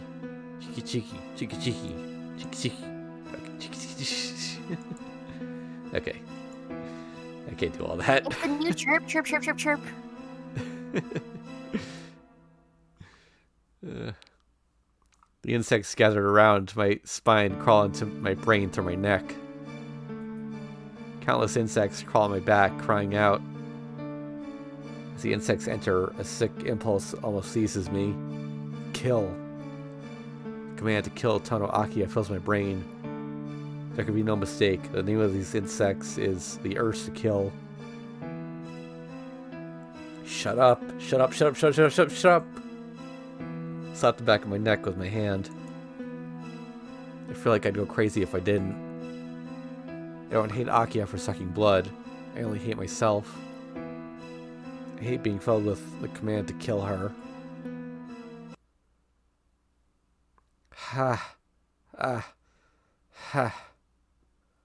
Shaking off the insects from the back of my neck, I escape to my room.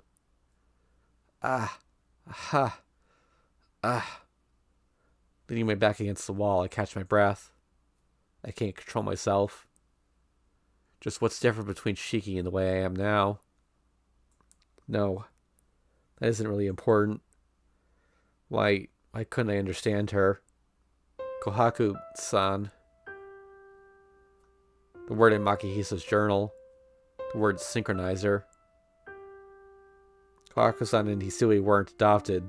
They were just brought here as tools. The meaning. I don't know the meaning of what is meant by being Makihisa's servant. I didn't even try to understand. Every day, without end, Akiya said that. I don't have to think too hard about what Makihisa did. If Makihisa was subject to the same violent urges as me, I understand all too clearly what he must have done. Always. The girl was always by the window, not knowing how to leave or even how to beg for help. Makihisa had no sympathy for Kohaku still being a little girl. It was written in the journal. Makihisa only saw Kohaku as a tool, just like a child, placing all his emotions onto her. The girl would perpetually just stare at us while we played in the garden. I can't condemn Makihisa. I also tortured her more than Makihisa. Hisui said it. That Kohaku-san always wanted to become Hisui. I can't even imagine it. That girl being locked in the mansion ever since childhood. Looking down at us playing behind that clear wall of a window every day. Despite this, she gave me something important to her as I left. After that, for the sake of her younger sister, she began smiling in her own play. A terrible farce. Only inside the play, even she knows it's a lie, all she can do is laugh. What a terrible thing I've done. Thinking that Kohaku-san was Hisui, I've spoke to her about my memories of the past. The days of the welcome party. The day of the welcome party, while cooking with Kohaku-san, I spoke so happily about memories with Hisui. She said she didn't feel pain when she cut her finger. Foolish. My chest constricts. I can't breathe. Myself that wants to kill Akiha. Myself that couldn't even understand what was going on. Sorry. Sorry, Kohaku-san. My consciousness wavers. My body enters a stupor. For the first time, I want to kill myself using my ability.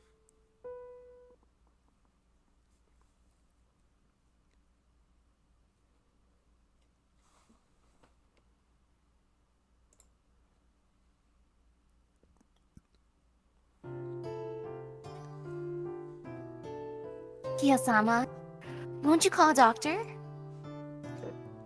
That is pointless. He isn't sick. He won't get better unless we take away what's causing it. Akiha and Hisui are talking. This is Shiki's room. It looks like I am sleeping on the bed. I try to get out of bed, but I can't move at all. My body is heavy like lead. All I can move freely are my mouth and eyes. For an instant, I think I'm still dreaming. You failed, Hisui. I told you to pay attention to Nissan today, right? I can't even trust you to take care of Nissan like this. I am very sorry. If you want to apologize to Nissan.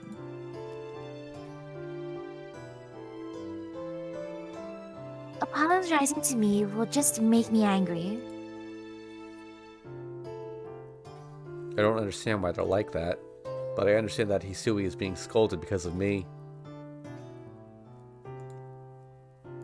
Akiya-sama, I cannot help Shiki-sama if he collapses. Please give Nissan my duty. That won't do. I can't let Kohaku near Nissan. You shouldn't either. Be with Kohaku every time she's here and never let her alone with Nissan. But Akiya-sama, Shiki-sama's condition is getting worse. If he does not receive medicine from Nissan, he will not even be able to stand. That is true. But that's better for me.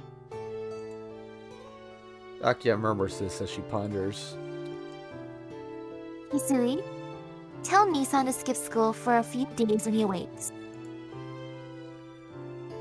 He has not been well the past few days, so do not let him out of the room until he gets better. I will contact his school. I can no longer see Akiya's figure. A subdued Hisui is the only one in the room. Shiki-sama, are you awake? I'm surprised. Akiya didn't even realize it, but Hisui must have known I was awake. Yeah, I woke up just a little bit ago. Sorry. Because of me, Akiya was mad at you. No. It was only natural for her to be angry. I did not realize that you had collapsed, Shiki-sama. Jeez, I'm used to it, and with Akiya wanting me to skip school, I'm fine, so I don't really need intensive care or anything. Shiki-sama, about that, can you not do as she tells you to do? Huh? You mean not going to school tomorrow? Isui nods. She looks as if she is not worried about being scolded by Akiya.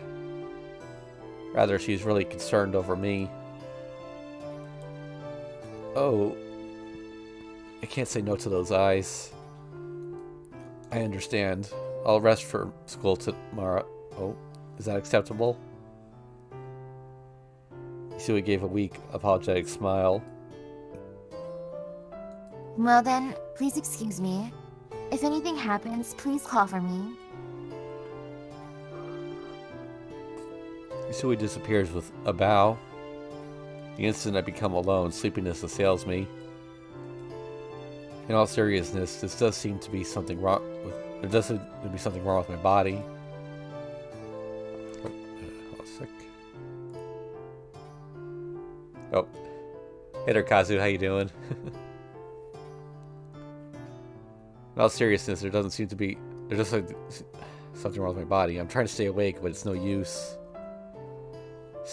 Staring at the pattern on the ceiling, I easily fall asleep.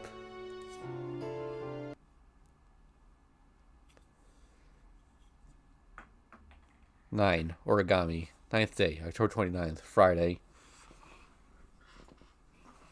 Oh, forgot to save again.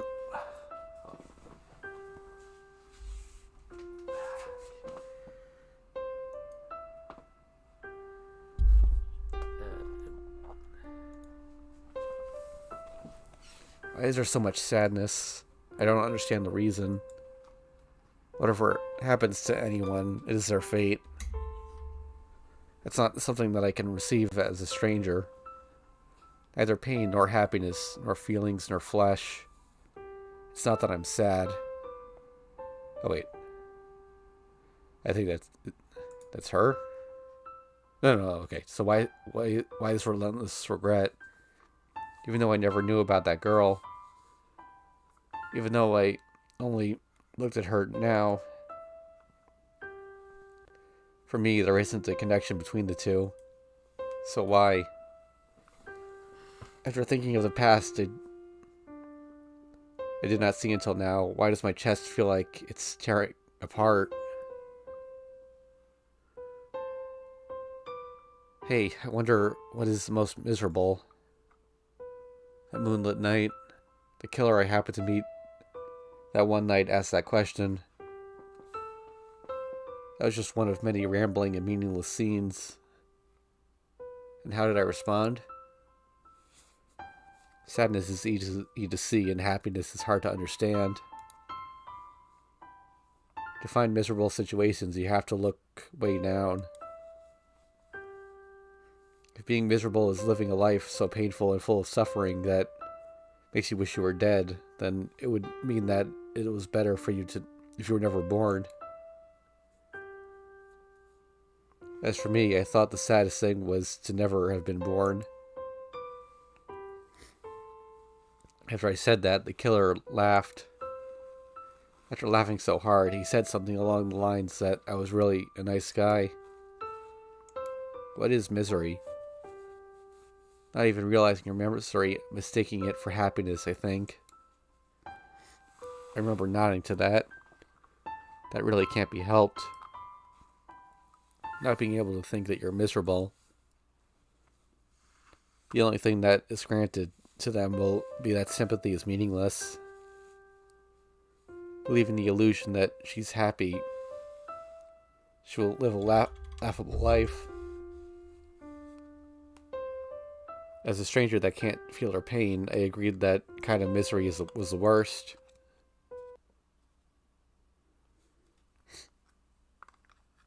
I slowly wake up for no apparent reason. The combination of cool breeze and sunlight streaming from the window feels great. Weather is simply exquisite. It's not the kind of weather to spend all day in bed. lift my upper body. Still no good. My arms are still sluggish. It's not like I can't stand up, but I probably won't be able to walk. I hear the gentle rhythm of knocking.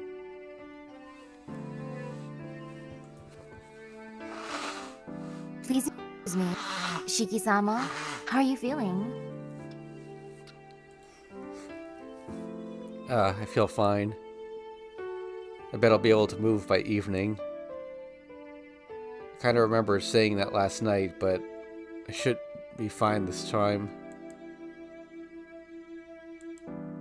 Shiki-sama, may I ask you a question? What is it? Shiki-sama, while you were living with the Arima family, did you ever collapse like this before? Isui's voice is weak. She seems worried about my declining condition. That my declining condition is due to my coming back here. You don't need to feel responsible, Isui. This happened to me when I lived with the Arimas. Well, maybe once a year during middle school, but it stopped once I entered high school. But I was ready, thinking that if it was going to come, it should be pretty soon. And did you recover quickly at those times? In a day or two, so it's not a big deal. You act like I have some serious illness or something. Shiki-sama, I think it is a serious illness. I have heard that you have anemia, but nothing like this. Have you ever thought that your body was strange? My doctor always says my body is just totally weird. Come to think of it, collapsing like this and recovering so quickly, I could say my strength is much more amazing than most people's. I tried to laugh it off and made her angry. Shiki-sama, people whose strength is much more amazing do not have many fevers during the night. Do you remember how many times you had a fever last night? Did something happen? It was last night. As soon as you fell asleep, you had a fever. You began to sweat profusely, and I had to come check on you every hour. If I do say so myself, that's amazing. It is amazing, but I am a bit embarrassed to have been such a burden to her. Huh? Come to think of it, these are different pajamas than I wore last night. Isui, did Kohaku-san change my clothes? No, Akiya-sama did it herself.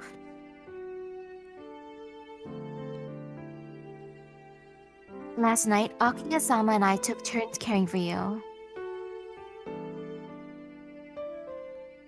After you calmed down this morning, Akiya-sama returned to her room. Akiya did? As I blurt this out, I flash back to what I saw yesterday. Akiya, who was sucking Kohaku's blood. Let me put the screen up, just in case. Akiya, who was yelling at Hisui. Shiki-sama? I vaguely hear Hisui's voice. Maybe I showed my tension on my face. It's nothing. I see. Akiya took care of me, huh?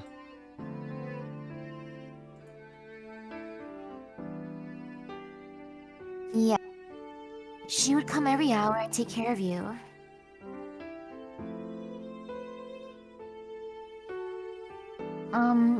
Since I was unable to contact you physically, it was very fortunate that Akiya-sama came. How stupid of me. Akiya was so worried about me, but what did I think about her? Thanks, Hisui. Please tell Akiya thanks, too.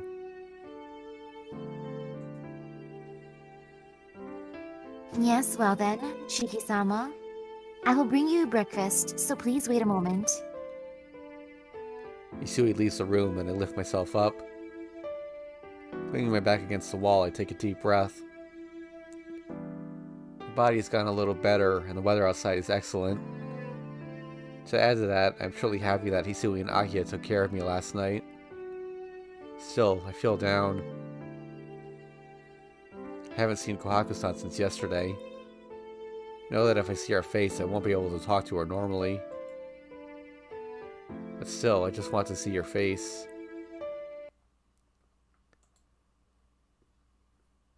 It passes noon and the sun starts to dip from the top of the sky. My condition does not improve, but it doesn't get worse either. Not knowing what to do, I just stare out the window. Even though I try not to think, one person pops into my mind. I know the killer Shiki has to be dealt with, but I'm thinking of Kohaku-san.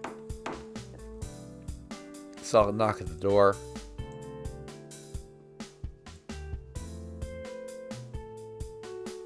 It is me. Can I come in? Akia's voice. I don't really have any reason to avoid her. Obviously, I'm concerned about yesterday. But it didn't look like she hated Kohaku-san, and it might be something else she has to do.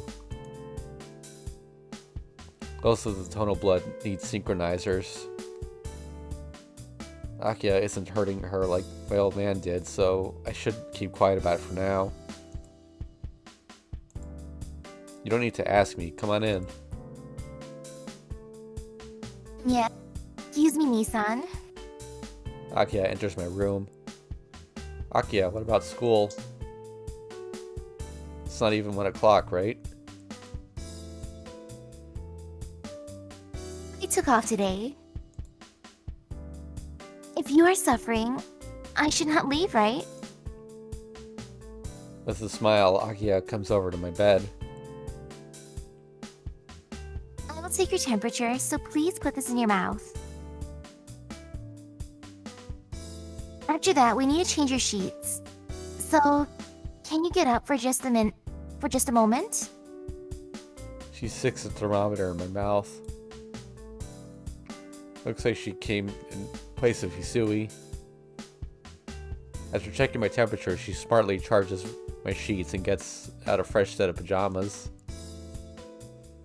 Come to think of it, Kohaku-san was efficient too, but she didn't have Akia's air of swiftness. Even though Kohaku-san is relaxed normally, she probably has things ordered, so there's nothing unnecessary done. Finished. Nissan, please lay down. Still standing, I steal a glance out the window. Kohaku-san is gathering the fallen leaves with her broom in the garden. I could probably say hi from here, so... Nissan, I have finished putting new sheets on your bed. Sorry. I spaced out a little. I sluggishly lie back down on my bed. Sitting down on a chair, she starts to peel an apple rather clumsily. With an intense look on her face, she intently works the knife, but sometimes she uses too much strength and the knife almost flies toward my bed. Sheesh. Is she practicing to be a good housewife? I wish she would do such dangerous things in the kitchen. Okay, you don't have to force yourself. Indirectly, I tell her not to do things she's not good at. Akia, a little dissatisfied, puts down the apple and the knife on the floor. Seeing her with the plate and fork, it's obvious she was going to do something she's not good at. Despite the result, I'm happy for Akia's care. But it's funny, so I start to laugh. Hey, what is so funny, Nissan? I did not do anything to make you laugh. I was just thinking that this is just like back then. When I was sick as a child, he used to clumsily take care of me back then too. Yeah, I remember. When I was still living as an adopted child. When I was playing with Akia, I caught a fever and collapsed. I was resting in that detached house after that, but Akiya escaped the mansion to come care for me. It sure brings back memories. At first, you just held my hand, but you started to try and take care of me. At the end, you even took some empty syringes and were going to inject me, right?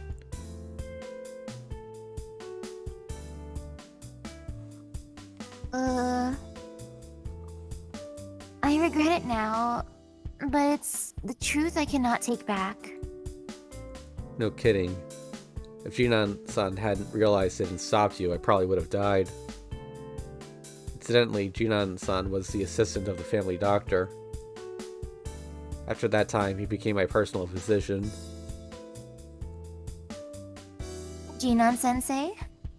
Come to think of it, even though you didn't like doctors, you always ended up losing to him.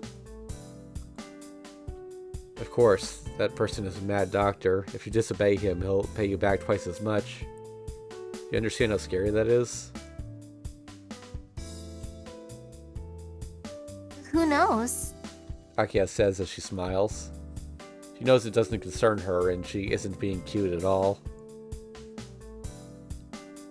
Speaking of doctors, when did Kohaku-san get her pharmacist license? She seems to be very close to our age, but doesn't that sort of thing have an age limit? That is true, but it is father's doing. We don't know the exact date of Kohaku and Hisui's birth, so father did a little manipulation of the documents and made her older. Whoa. As expected of a rich man, his methods are a bit illegal. But I think that Hisui is about your age. Kohaku and Hisui are twins, so that would naturally make her around your age, right? No way. Kohaku-san and I are the same age? It's not like I really give it much thought, but I always felt she was older. Well, she certainly doesn't act older, but I never thought of her as the same age. Because if that's true, then from when Kohaku-san was 8 or 9, Tonomaki Hisa did crack. I imagine a crack in my body. Son? What's wrong? Are you feeling alright? Nah, it's nothing. No need to worry. After all, this is just a brief pain. There is a need to worry. Sweating like that, you seem like you will collapse at any moment now. But compared to Kohaku-san... Compared to that, this pain is nothing. I really want to see Kohaku-san after all. I don't know what I will say after I meet her, but I leave to see her and do something. I still haven't fulfilled my promise from 8 years ago. This isn't the time for me to be lazing around here. And just like that, suddenly my dizziness comes to a complete stop.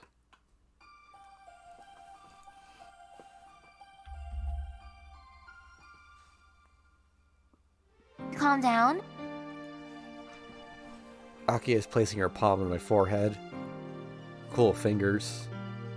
It seems the cold sensation has doused away my dizziness like soothing water. Nii-san, how are you feeling? Didn't I already tell her? Her eyes are dead serious.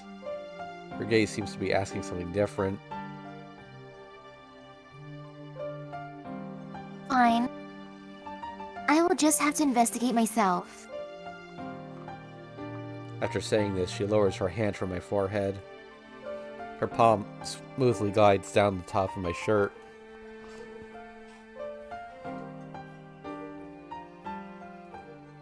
Doesn't seem like there's anything wrong in particular, but your fluctuating temperature might be due to me simply not being used to it.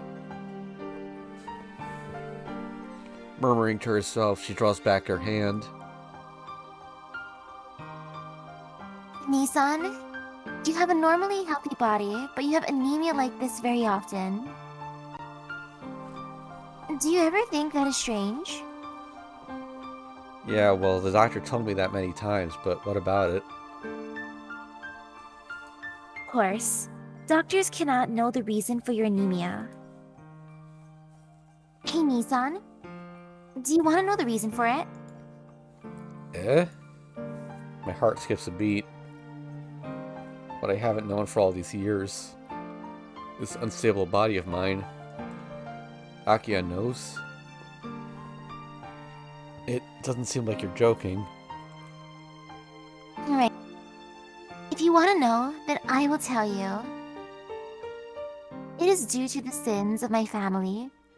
So you have a right to know. For some reason, her words seem very dangerous. But I can't shake my head in denial after all this. I want to know. Please tell me, Akiha. I understand. Then, I will tell you. I say that, but you already know most of it. After that accident 8 years ago, you became this way, right? So this has to be the root of all this. 8 years 8 ago. years... Oops, yeah. Yeah, 8 years ago. You mean when I was almost killed by Shiki? Exactly. At the time, Shiki stole the majority of your life. After father carried out sentence on Shiki, he was kept alive in the basement, right? So Shiki is using your life in place of the life he lost to stay alive. That's why, Nissan, that's why you cannot move around freely with your own life. And as a result, you are always teetering on the brink of death. So as long as Shiki is alive, you will always be like this. You can never go back to the way you were before. What? On the edge of death? That's ridiculous. It's just... It can't be just anemia. Not being able to move freely and losing consciousness this frequently can't be called anemia. So it's just like she says. There's not much difference between this and drifting into death. Why? But I made it this far. If I lived like this for 8 years, then I can surely...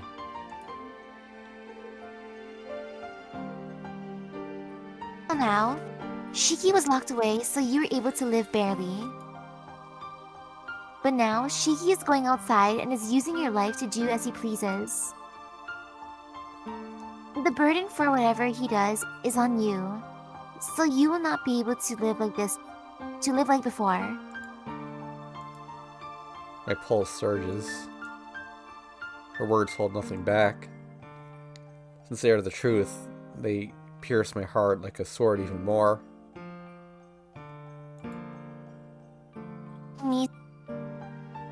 If you want to hate anyone, hate Shiki or the one who set him free. Because even if he's alive, if Shiki was quiet, this would never have happened to you.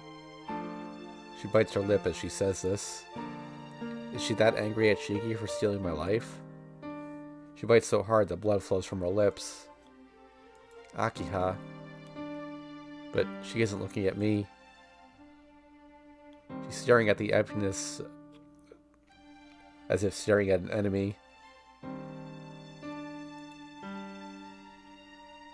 Sure, I will do anything to protect you, Nissan.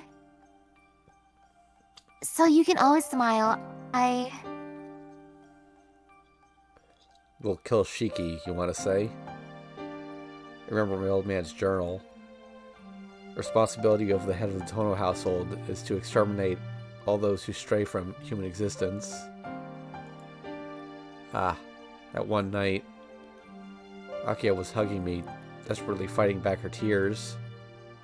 That time, I know she said those words. She said she didn't want to kill her brother with her own hands. She was crying, not being able to tell me that.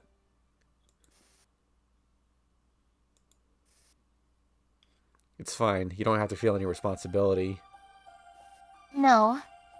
I am the head of the Tono family. So all the crimes any member of the Tono family...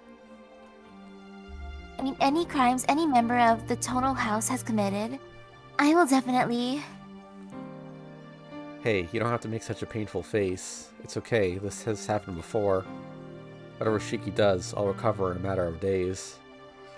So you don't have to worry.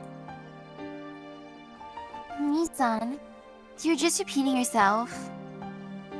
I cannot bear you to be like this, not even knowing if you may die any minute. So I told you not to worry. Shiki is my responsibility. You don't have to do anything. Nisan. Yeah, Akira doesn't have to kill her brother. This is just between me and him. If the tonal blood is cursed and I've been forced into this ridiculous dance for 8 years, then I, with my own hands, will end all of this that started 8 years ago. Neither Kohaku-san nor Akiya should suffer any longer from that blood. Son. As she relaxed, she finally eases her shoulders. Thank goodness. You are definitely my Nisan. Just like 8 years ago, you only protect me. Her brimming eyes look directly at me. How do you say this? The atmosphere has become incredibly intimate. And as if to spoil this great mood, Akiya's stomach lets out a growl. Come to think of it, Akiya stayed up all night watching over me. She must have been so worried over me that she didn't eat. I think I'm getting hungry. I try to follow her up. Gee. Relax and let down my guard. Akiya gives an embarrassed excuse. Well, maybe it helped me out. I don't know what would have flowed from that mood. Akiya, I'm fine right now, so please rest. You took care of me all night, right? Yeah. It was really nothing at all. I could not help you, and I only did the best that I could. That's enough. I heard it all from Hisui. I really am happy to have such a great little sister. Yes, then I suppose I will rest a little bit. I will come here again after dinner, so please rest and relax. Getting up from the chair, Akiya leaves the room. A light knock on the door, and the door opens. Thanks for waiting. Shiki-san, time for dinner. Also time for a save.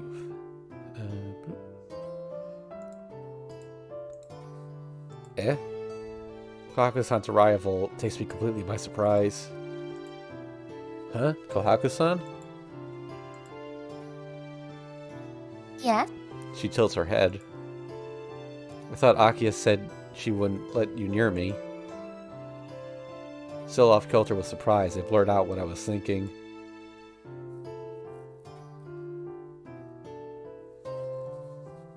I was ordered the same thing, but Akiya-sama and Hisui-chan do not know how to do an IV. Shiki-san, after dinner, you'll have to get a shot, you know. With her usual smile, she wheels the cart and shuts the door. On top of the cart, there's food. On the lower shelf, there's a syringe and everything needed for an IV. Kohaku-san?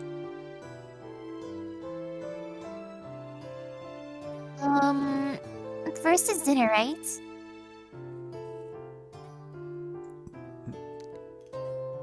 Here you go, she says as she presents the meal on a platter. Kohaku-san's smile is full of contentment.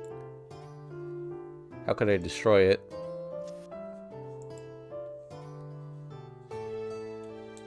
Please act like before. I remember Hisui's words. Even I want her to keep smiling like this. I want to see her smile happily just like this. I can't destroy that. Well, I'll dig in. Oh, oops. Yeah.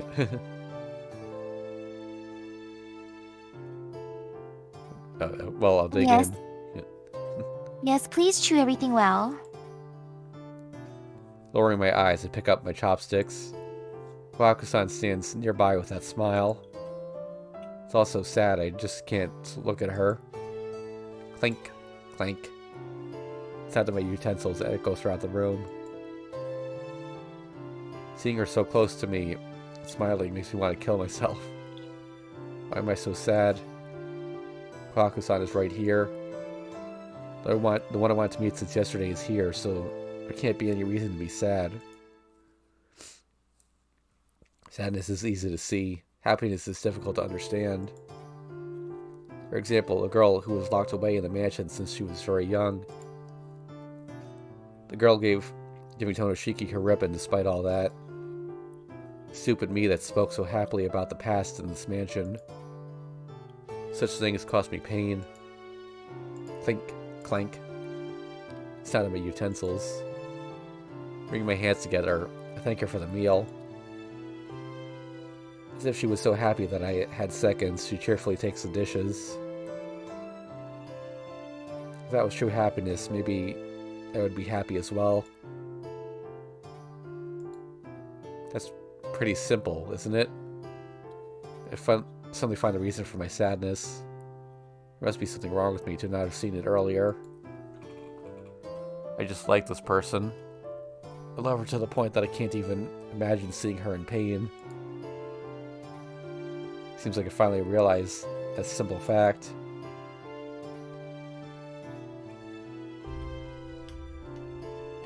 A shot before your IV. Shiki-san, can you roll up your sleeve for me? I rolled it up to the elbow. This won't be too painful, so just relax. Makihisa-sama would sometimes fall ill too. So I've had a lot of practice, you know? She rubs my arm with a swab of cotton drenched in alcohol. I don't know what to do. Kohaku-san said Tono Makihisa's name as if it was nothing. This perfect act, is there a reason for it?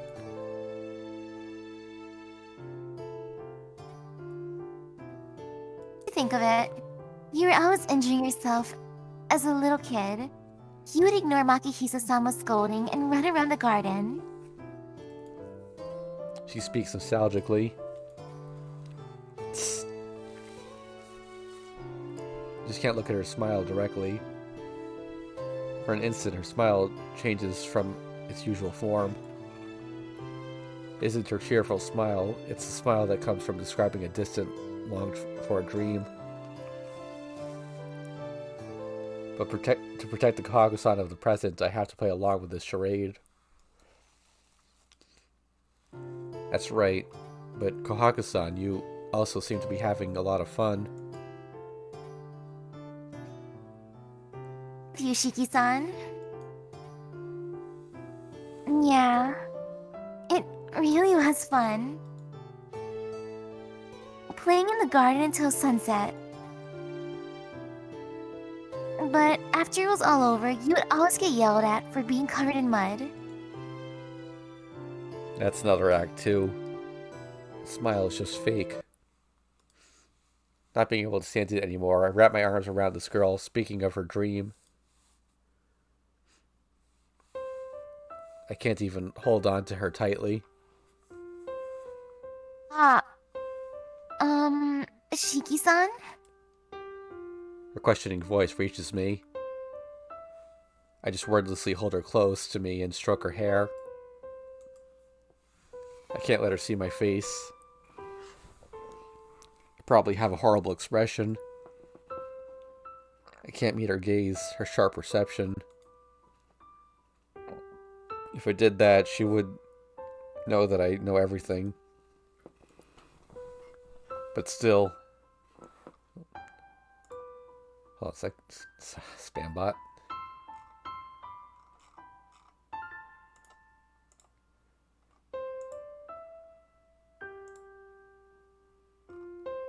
Okay. Man, Akika doesn't walk in on the hug. But still, I try to hold back and bite my lip. Shiki-san? Does it hurt that much, Shiki-san? No, it isn't that.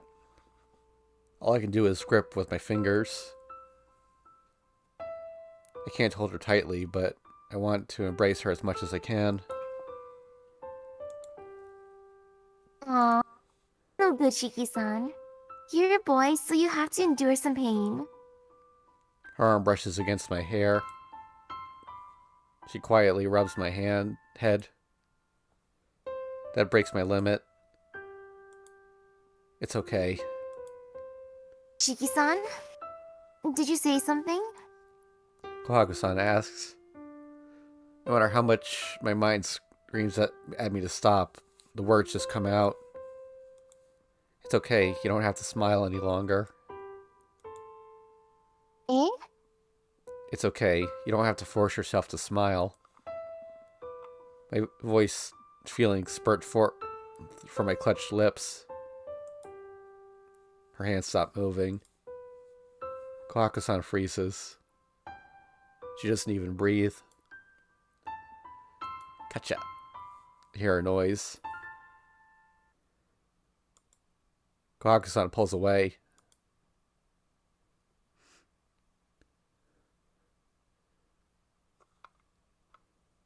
The ivy spilled. The usual smile. Unfortunately, the next one will not arrive until tomorrow. So we'll stop for today. Well then, Shiki-san. If anything happens, please call me. Kohaku-san pushes the cart as if nothing just happened. She leaves without opening the door. What was I doing? Acting like that and breaking my promise to Hisui. It's no different than Makihisa.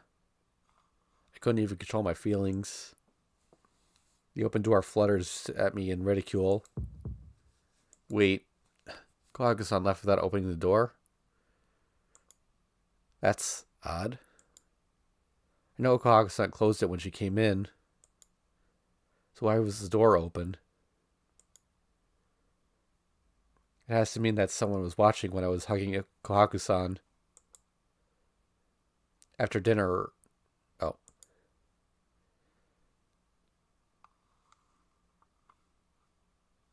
That's, Akia's line. Oh, wait.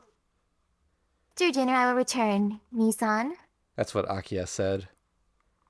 Akia saw it. I ponder aloud.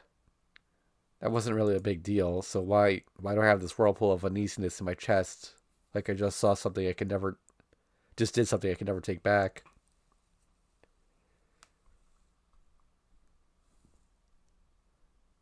Night falls. The clear daytime sky turns into a black dome. A swarm of clouds cross across the sky and obscure the moonlight. I take a deep breath and get out of bed. See, I told them I'd be better by evening. I'm pretty much better. There isn't anything to stop me from running about. I take my knife from the drawer. Alright, I placed it in my pocket and sucked myself up. The problems really have piled up. But I won't mistake what I can do and what must be done. The killer wandering the streets. Tonight I will have to end Shiki's wanderings once and for all. As her big brother, it's the least I can do. I can't allow Akia to be forced into fighting her real brother. I have to stop Shiki while I can still move my body.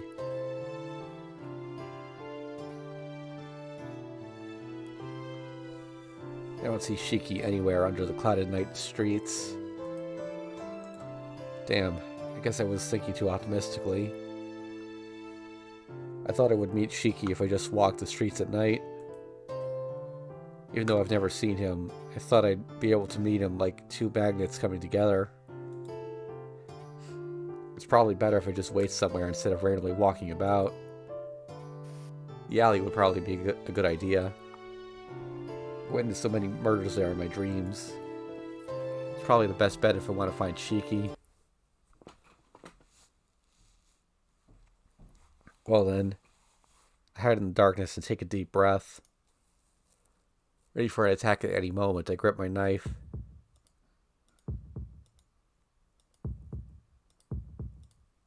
My heart is beating furiously. This may be imprudent, but my mind isn't out of control. Soon I will be battling Shiki. This will be extremely close to a fight to the death. I don't intend to kill, but the possibility of ending that way is high. Even still, my mind is calm. Has watching those dreams truly desensitized me towards killing? The only thing that is normal is my heart. It's the only thing that feels the tension of the upcoming killing and beats a warning bell inside of me. Maybe it's the only true normalcy of the night of Shiki. I let out a deep breath. My insides are still overheating. Strange. My feelings are completely calm, so why is my blood racing to meet this vampire? Thump, thump. Thump, thump. Thump, thump. Thump. Thump. Thump. Thump. Thump. Thump. Once before. I think I was searching for someone like this. I said someone and instantly hide myself. The sound of footsteps. My pulse reaches new heights. The one who's coming is the one enemy I know I came here to defeat. The footsteps come closer. Only a few more steps. 1 step, 2 steps, 3 steps, 4 steps. I dash towards the enemy. The enemy suddenly whirls to face me. The enemy tries to jump back, but I am many times faster. I swing my knife at the enemy's throat without the slightest hesitation.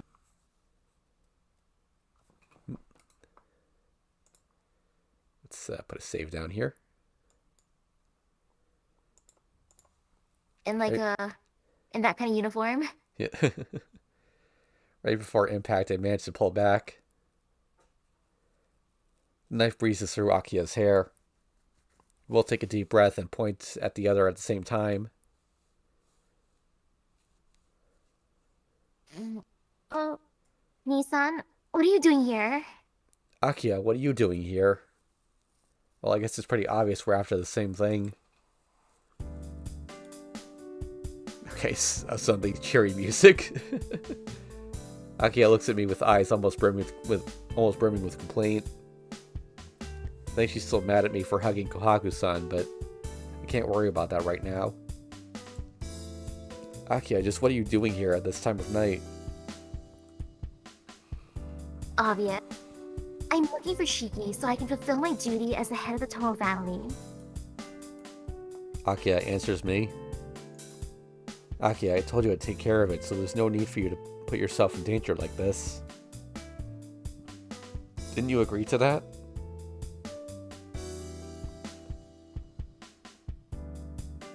True. I mean, that may be true.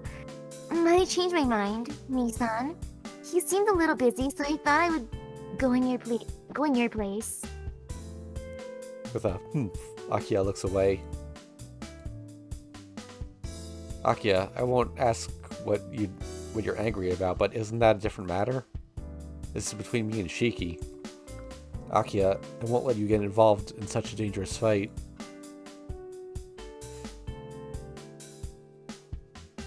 Give it up. You are very naive if you keep saying that, Nissan. Look, even now your body is getting weaker. So I will do whatever it takes to make you better. I will not listen to you if you tell me to stop. Akiya looks intently at me. She's dead serious. Wait. What you say is right. I really am happy that you worry over me this much, but isn't it tough? Shiki is your, But you're the only one I call Nissan.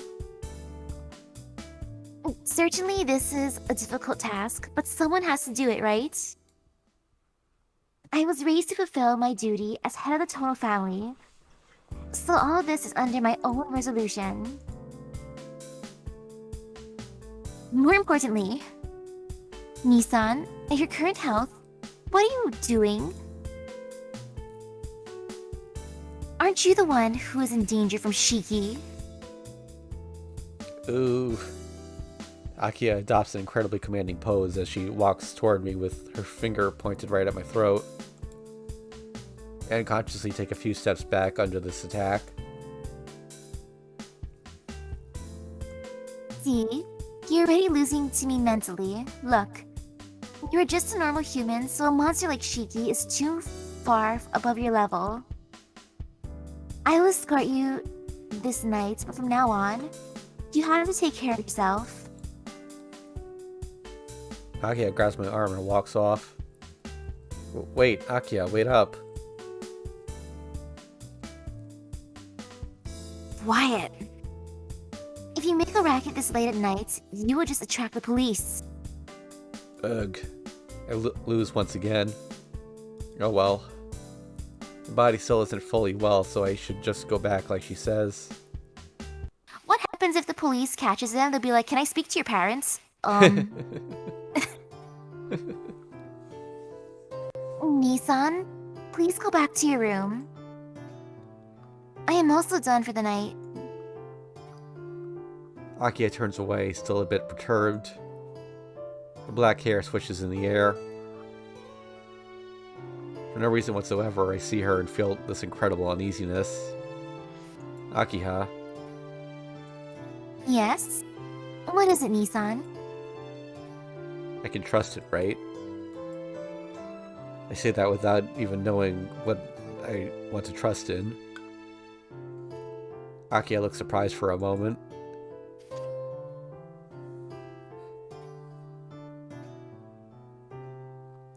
Anything you need to worry about, so please rest. She says this with a completely unclouded smile. Akiya walks away. My room is on the second floor in the western part of the mansion. Akiya's is in the eastern part.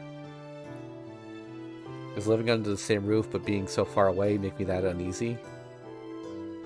With that lingering uneasiness that I still can't define, I open the door to my room.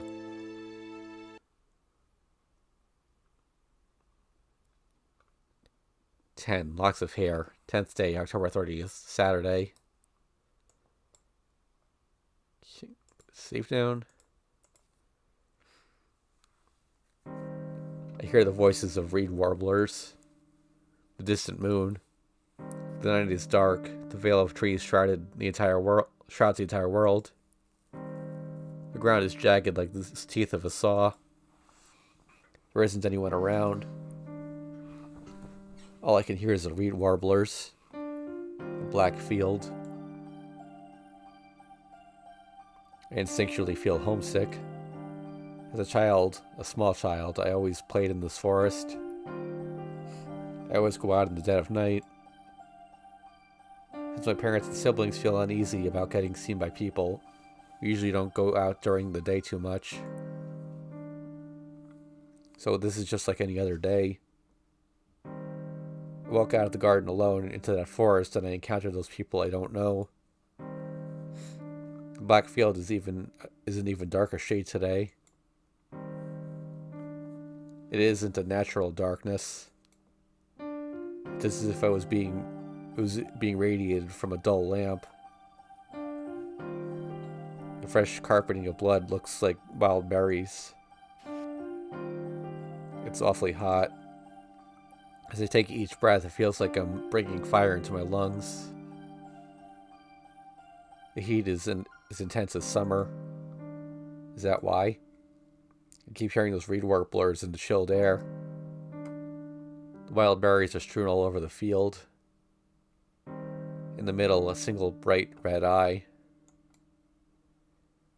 A stranger is standing in the field. It only has one eye. The eye shines with red light.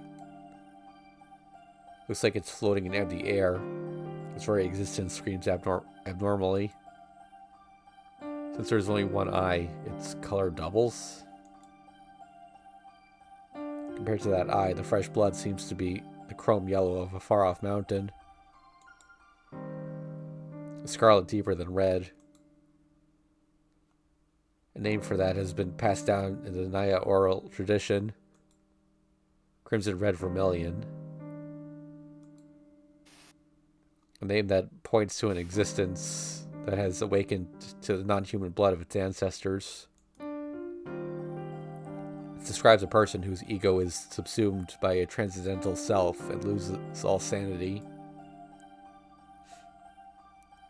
It is said that the red evil eye is a sign of being possessed. Like a mirage, something shimmers behind it. Laughing around aimlessly as if insane. It doesn't look like it's having any fun. With a reed warbler's cry, its body becomes hazy. It disappears as if eaten by the surrounding bush. A voice calls me from the distance. I'm scared to be alone, so I should go towards the forest. Within the veil of trees, I hear sounds like they're having a festival. Crash, crunch, smash, splat. The Nayashiki walks toward the back of the forest. After passing through the field, I think back about the redness I saw earlier.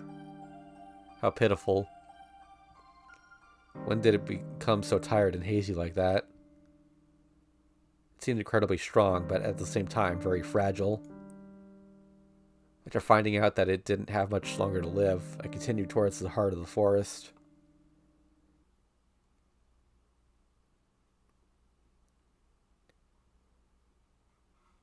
I opened my eyes to the morning sun streaming from my window. Hot. My pajamas are drenched with sweat. It seems I had a weird dream. It's like that really old silent comedy film. I'm not too sure, but that was one where the actor with a black derby hat and a mustache keeps getting in all sorts of situations. It was a dream where I felt like I was watching a movie. Charlie Chaplin? Come to think of it, I never did dream when I stayed at the Arimas. Actually, I never did dream since I was a kid. The doctor said that I sleep so deeply that I can't dream. Then maybe the dreams I see since coming back to this mansion are actually my memories instead. Wait, isn't that what you call a dream? Well, I'll leave these little things for scholars to debate. As a student, I should go to school. Alright, time to get up. I get up from bed. Actually, my body does not move. But why can't I move? I clench my teeth and summon all my strength. The blood rushes to my head, causing dizziness, and I manage to lift my upper body. Hot. My body is on fire. Damn, this is worse than yesterday. Yesterday, my body was just heavy. And now, just moving my arm is incredibly difficult. See if I can lift my arm vertically. I finally lift it up. Just doing that expends all of my energy and takes me about a minute. What's going on? This is like a dead body. Or maybe like a robot without any power. Either way, I can't move. But still, my mind is sharp and I don't feel any pain. Kohaku-san. I start to call her, then stop. Yesterday, I said those things while I embraced her. I don't know what Kohaku-san thought of that. I don't think she knows that I know about her and Hisui trading places, but it's still difficult for me to face her now. Hisui, Akiha, hey. I try to say come, but I stop. Speaking loudly brings another wave of dizziness crashing into me. Shouting requires muscle use, and that probably puts a strain on the blood to my brain. I breathe shallowly. All I can do is just wait like this until Hisui comes to wake me up.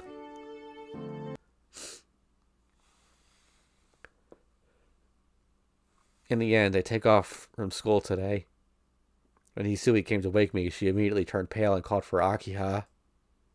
As soon as she heard, Akiha came running, and I guess neither Akiha nor Kohaku-san knew what to do because they called a doctor in to perform an examination. As usual, it came up with nothing. As expected, Akiha ordered me to rest in bed afterwards.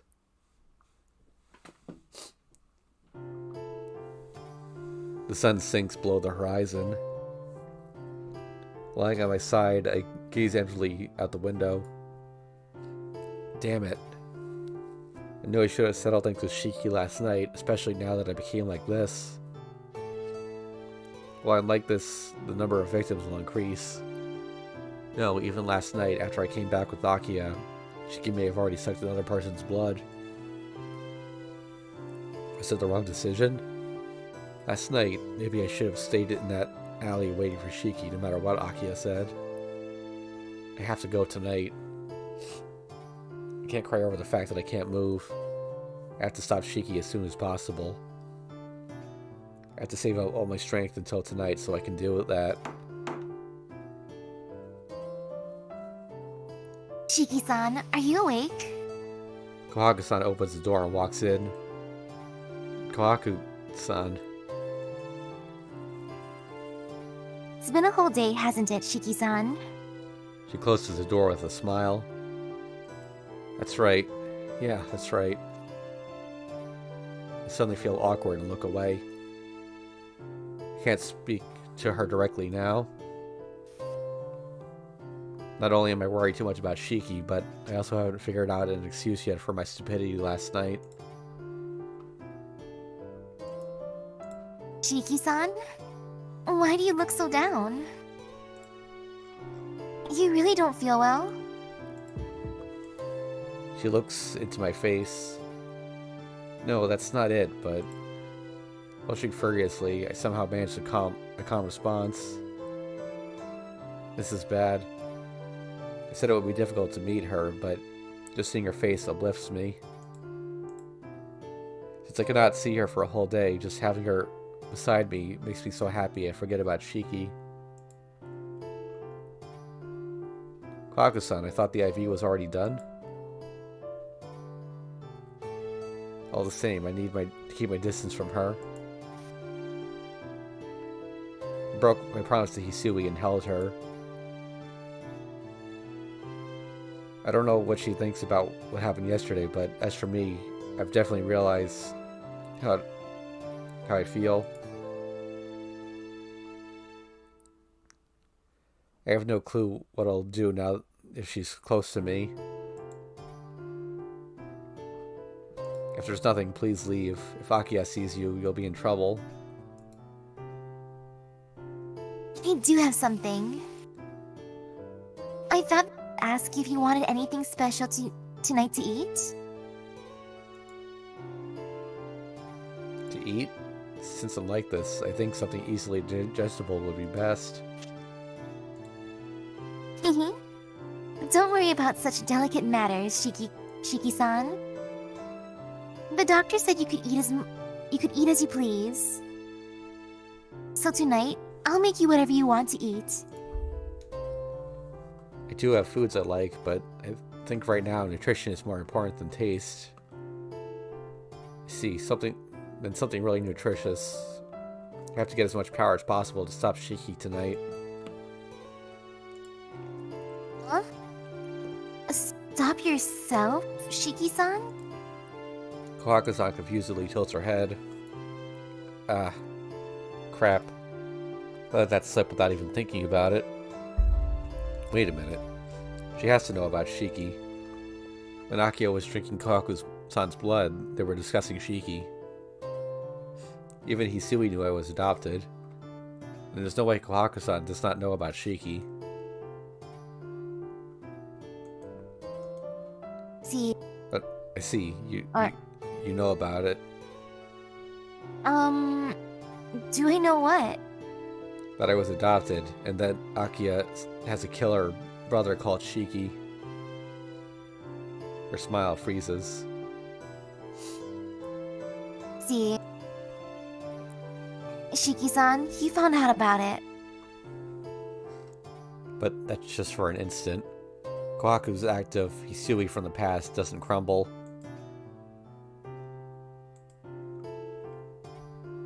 But Shiki-sama is no longer in this world. You're the only eldest. You're the only eldest son of the Tono family now. I think it's best to forget about it. She keeps smiling. Same smile she had when discussing the evening menu.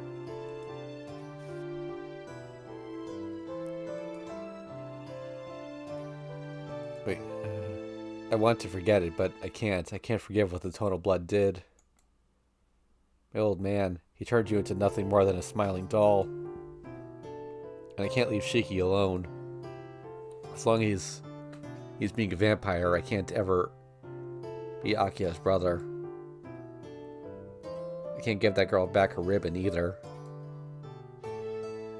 This is the only thing I can do.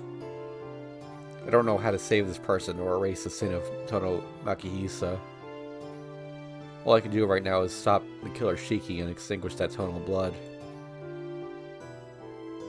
I want to do this with my own hands. I can't leave him alone, but more than that, I want to help you, Kohaku-san.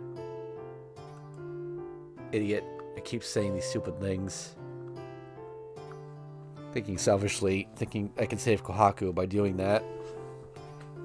Such selfish things.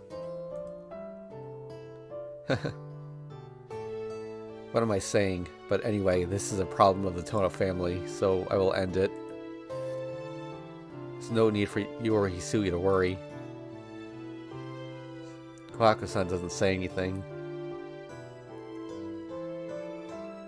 Her smile also ceases.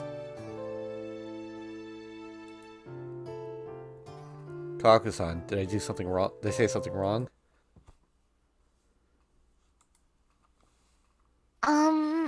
Do you really mean that? What does she mean?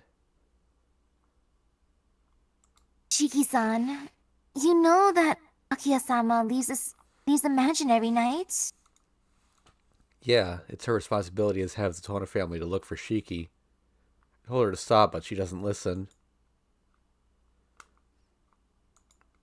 I don't believe it. You didn't hear it from Akiha-sama? Wait, Kohaku-san, hear what? Kohaku-san doesn't answer. But she isn't acting normal. Even someone thick-headed like me can tell. Thump. My pulse starts to increase.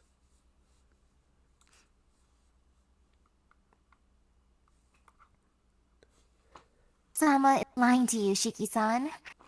Shiki-sama was not exactly a blood-sucking demon. It's the body warmth of others.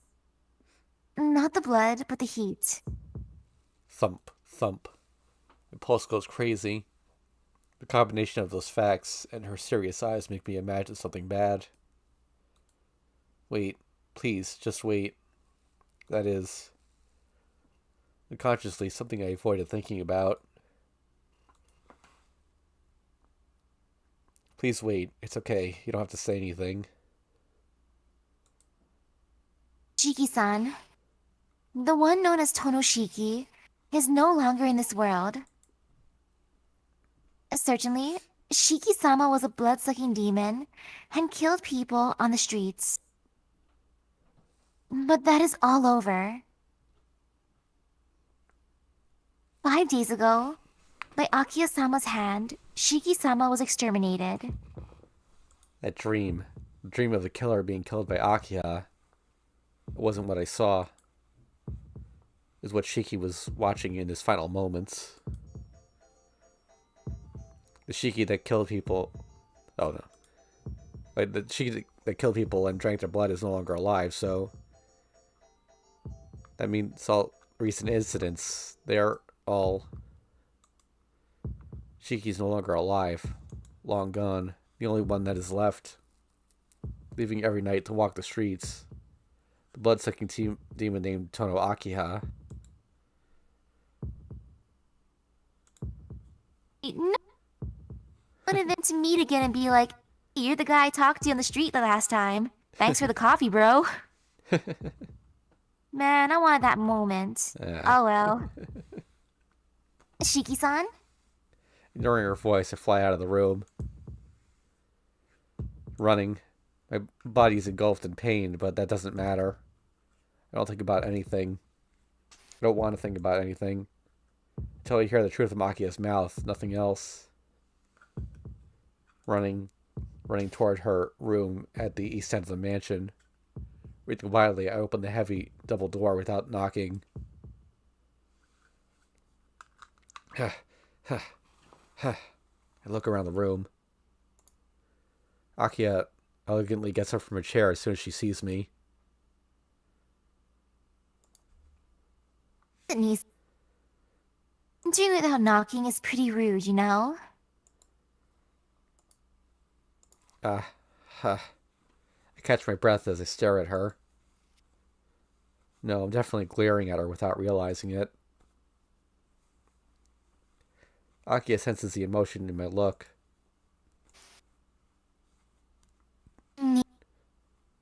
Did something happen? I take one more deep breath and calm my breathing.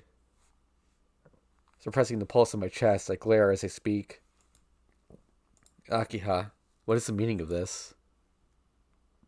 Her face tightens. With just those words, she probably figured out what I was going to say. After staring at me wordlessly, she walks casually over to the windowsill.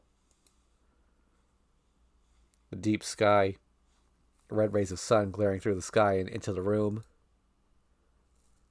Like 3 days ago, she turns her back to the crimson sky. Sure what you mean, Nissan. Just like 3 days ago, because they were too lazy to draw a second version of the scene. Could you be a little more specific? Dizziness assails me. Is it just a trick of the eyes? I thought I saw something hazy around her. Danger fills the air.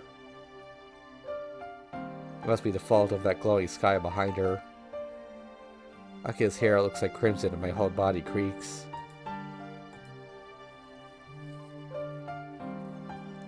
If you don't say anything, I can't help. Or... will you go back to your room and pretend nothing happened? Akiha giggles. With that, I understand she really was deceiving me all along. Akiha, why? You already know why I killed Shiki. I am the head of the Tono family. It is my responsibility to exterminate those that become controlled by the Tono blood. What I did was by consensus of the family. And even you wanted to kill him. The hairs on my body stand on end. Let's see. What is this? Who is this person in front of me? Who is this that takes away my breath through sheer pressure? No, that's not what I meant. Oh? Well then, there's a problem. Killing someone who isn't human isn't a sin, right? It's just like killing a dog that attacks people. It is on the same level. I said it's not about that. What I wanted to say is, why did you hide it from me? That it's boring asking me such an obvious question. Hey, Nissan. Asking something you know the answer to is not a question, but a confirmation. If that's the case, I can only nod. The air around her shimmers. The curtains waver like a mirage. Her long hair illuminated red by the setting sun. Creak. Her body screams at me to kill her. You killed Shiki 5 days ago. Yeah. Akia nods. 5 days ago. That night when she collapsed. Hugging me while she was crying. Trying to hold something back. Then the recent vampiric incidents aren't the work of Shiki. They're all you're doing.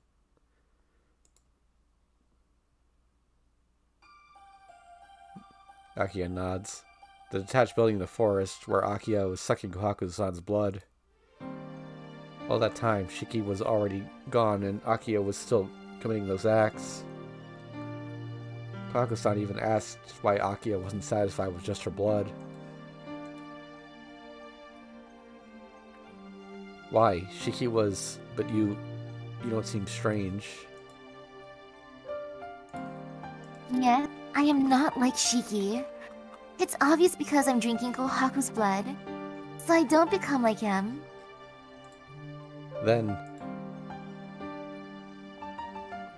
why aren't you satisfied with just her blood? You said it yourself, so why? Why are you doing the same things as Shiki?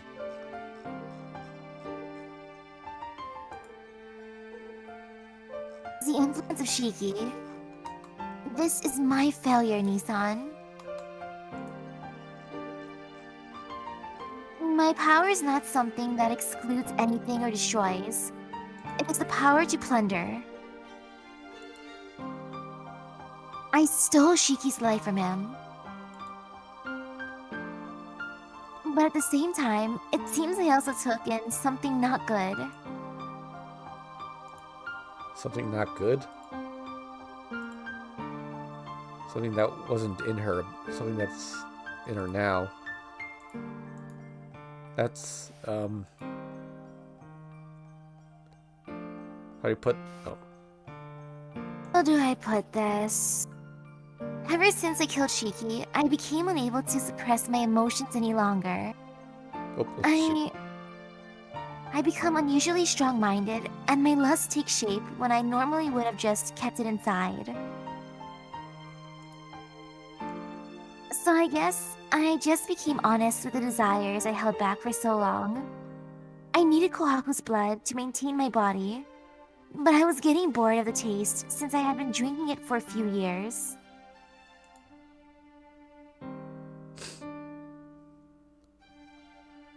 Yes, you probably will not understand, but the first time I tasted the blood of someone other than Kohaku, it was simply amazing. It was so delicious, I thought I would go insane. She smiles from the bottom of her heart. The wavering mirage. The only time I sensed that danger was when that was Shiki. When Shiki was killed in that dream. Akia, you... Don't look at me like that. I only stole their blood. Shiki took their lives as well, so you should not look at me like that, Nissan. Only their blood? Akia is neither defiant nor remorseful. She just smiles as she looks at me and speaks as if it was a matter of course. I can hardly breathe. Akia is enjoying this. I came to confront her, but it seems like it's just killing her boredom. What is this? This is like a killer truly enjoying insanity. Stop messing around. Why, Akiha? There's something wrong with you. Somehow warding off her gaze, I take a step closer.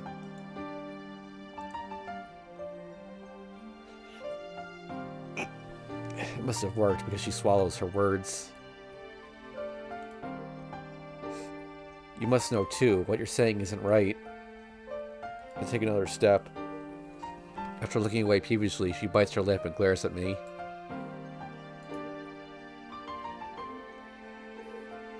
There's nothing wrong. I drink the blood of other people only for your sake. Eh? My legs stop. After she strongly bites her lip, she relaxes. Told you. You were killed by Shiki 8 years ago. You are not fond of the mixed blood of the Tono family, but you are just a normal person. You did not have any power to live after Shiki stole your life from you. But I could not allow that. You were killed protecting me, so I was the one who should have died. I was saved by your bloody body. You were already dead, but you still protected me. I do not remember everything that happened afterwards clearly, but I just remember thinking only that it would have been better if I died instead of you. That wish was granted. See? It's like what happens in a fairy tale. Like giving your blood to dead birds and dogs so they can live again. I have not heard any fairy tales like that. Me neither. Only tears bringing people back to life, not like, oh, it's a dead dog. Here, take some blood. I don't know, Akiha, does what are you Chainsaw Man reading, count? girl? My power is really the opposite, but I guess I put that curse on you. You miraculously recovered, and ever since that day, I have carried a load. Come to think of it, it was only natural. It is because I shared half of my life with you, Nissan. Everything goes black. So I'm alive because of Akiya, and at the same time, because of that, Akiya has to live with the terminal illness. Akiya, that time you had that fit, it was all my fault? Yeah. To keep you alive, I have to use the powers of the Tono blood. If I do that, my human blood becomes thinned. If it becomes too weak, I will become something less than human, just like Shiki. To prevent that, I have to only use the minimum of my powers. But if I do that, I can only maintain your life, and I can't support my own body.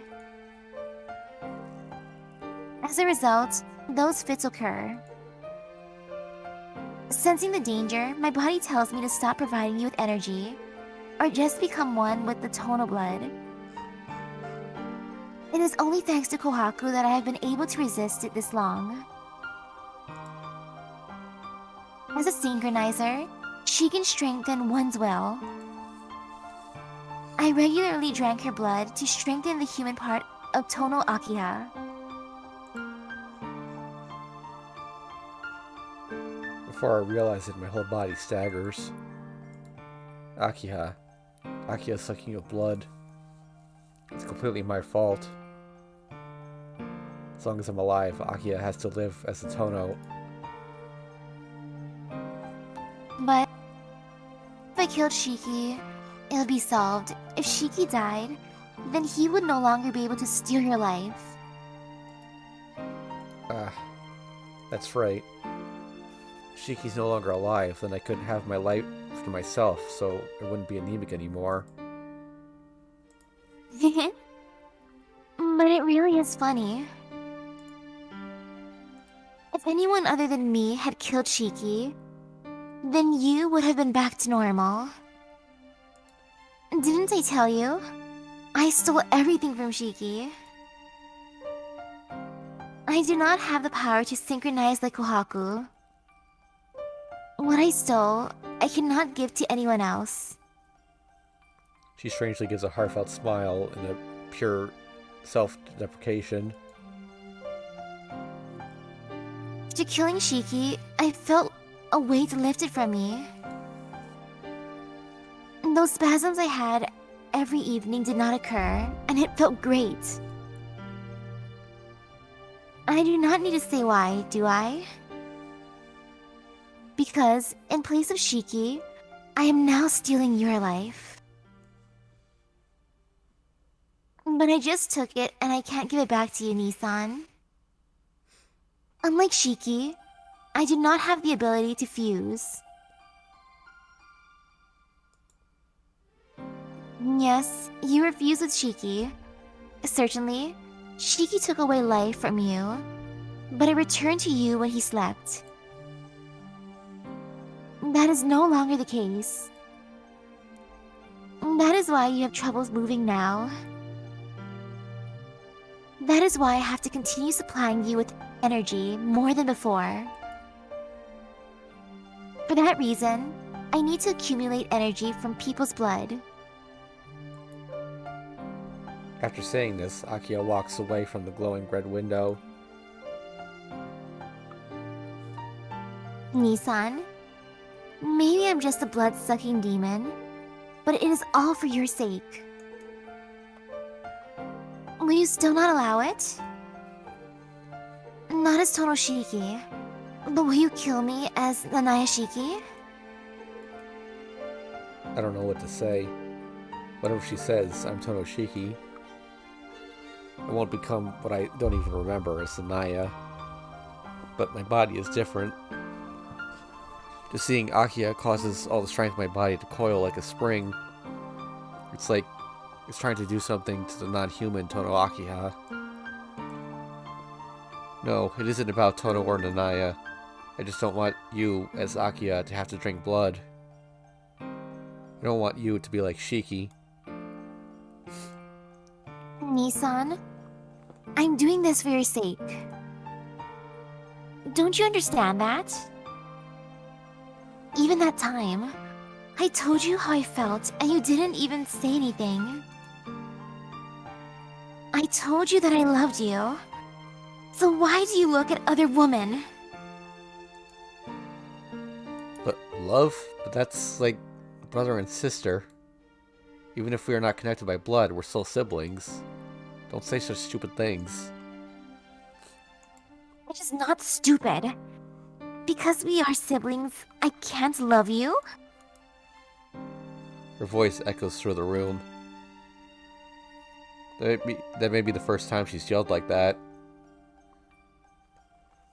Akiya's shoulders rise and fall as she pants heavily and bites her lip regretfully. Akiha. Nissan. Nissan, I don't care if I become no longer human. If that means you can live, then I do not care what happens. So please, look only at me. I was always waiting for you. Now that you came back, do not betray me. Her fingers tremble as she says this. She closes her mouth and awaits my response. She wants me only to look at her. We didn't think Akiya, with her pride, would ever actually say that. But that's wrong, Akiha. Without a doubt, she's dear to me. Akiya has saved me up until now, so I want to grant her wishes as much as I can. But still, she's my sister.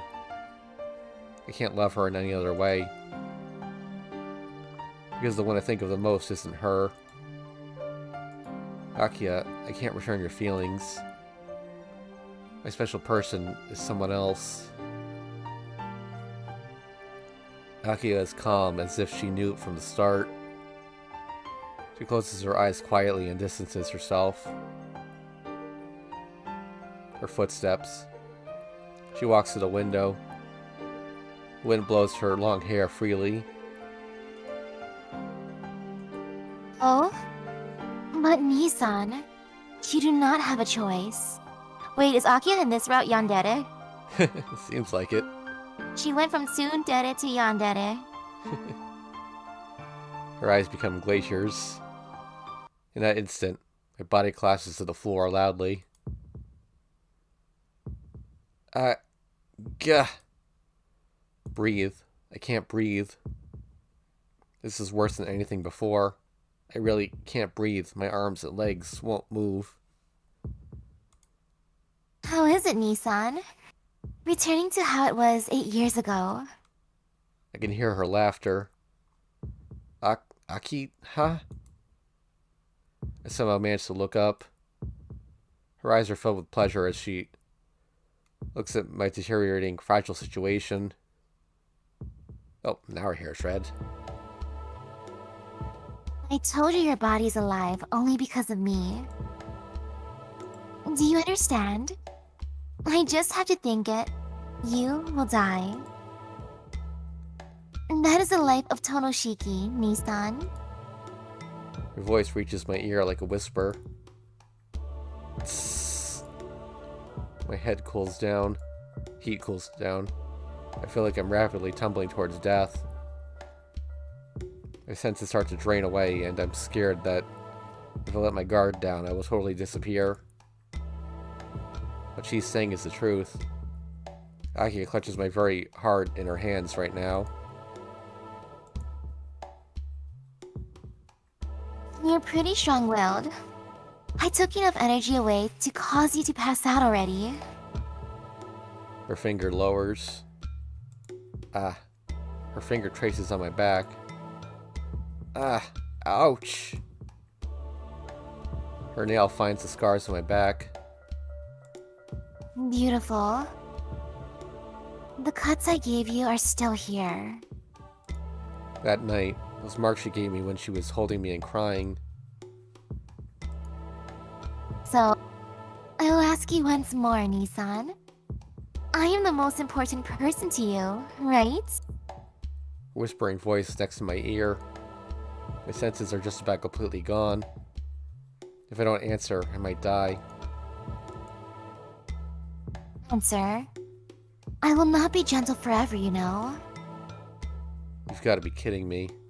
Using your power like this on me, I won't cave in. Jeez, you really are... Oh. Jeez, you really are strong-willed, Nissan. Her finger pulls away. I understand. I will give you until tomorrow to think about it calmly. Akia walks away from me and picks up something that looks like a receiver. Kohaku, come to my room. There is something I need you to carry. Her voice sounds happy. I can't think well. All I can understand is that Kohaku-san will be here soon.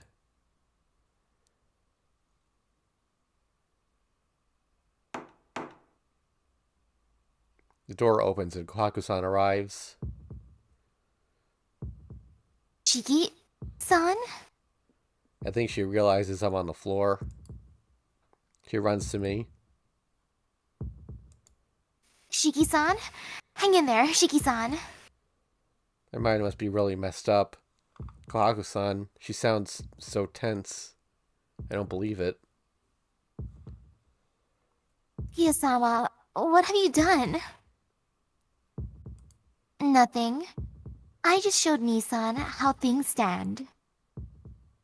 It seemed he would not understand unless I told his body. But I can't just let him lie here all night. So can you take him to his room? He will be in that state at least until tomorrow night. Akia turns away. Seems like she's going to her bedroom. That fiery aura swirls behind her back like a mirage. Shiki-san, can you stand? I can. That's what I meant to say, but I can't even do that. Kohaku-san lets me her shoulder. I hardly feel like I'm alive, let alone able to walk. The cable that lets the human Tonoshiki move around seems to have been cut. Looking at my vision in pieces, it seems I have gone out into the hallway.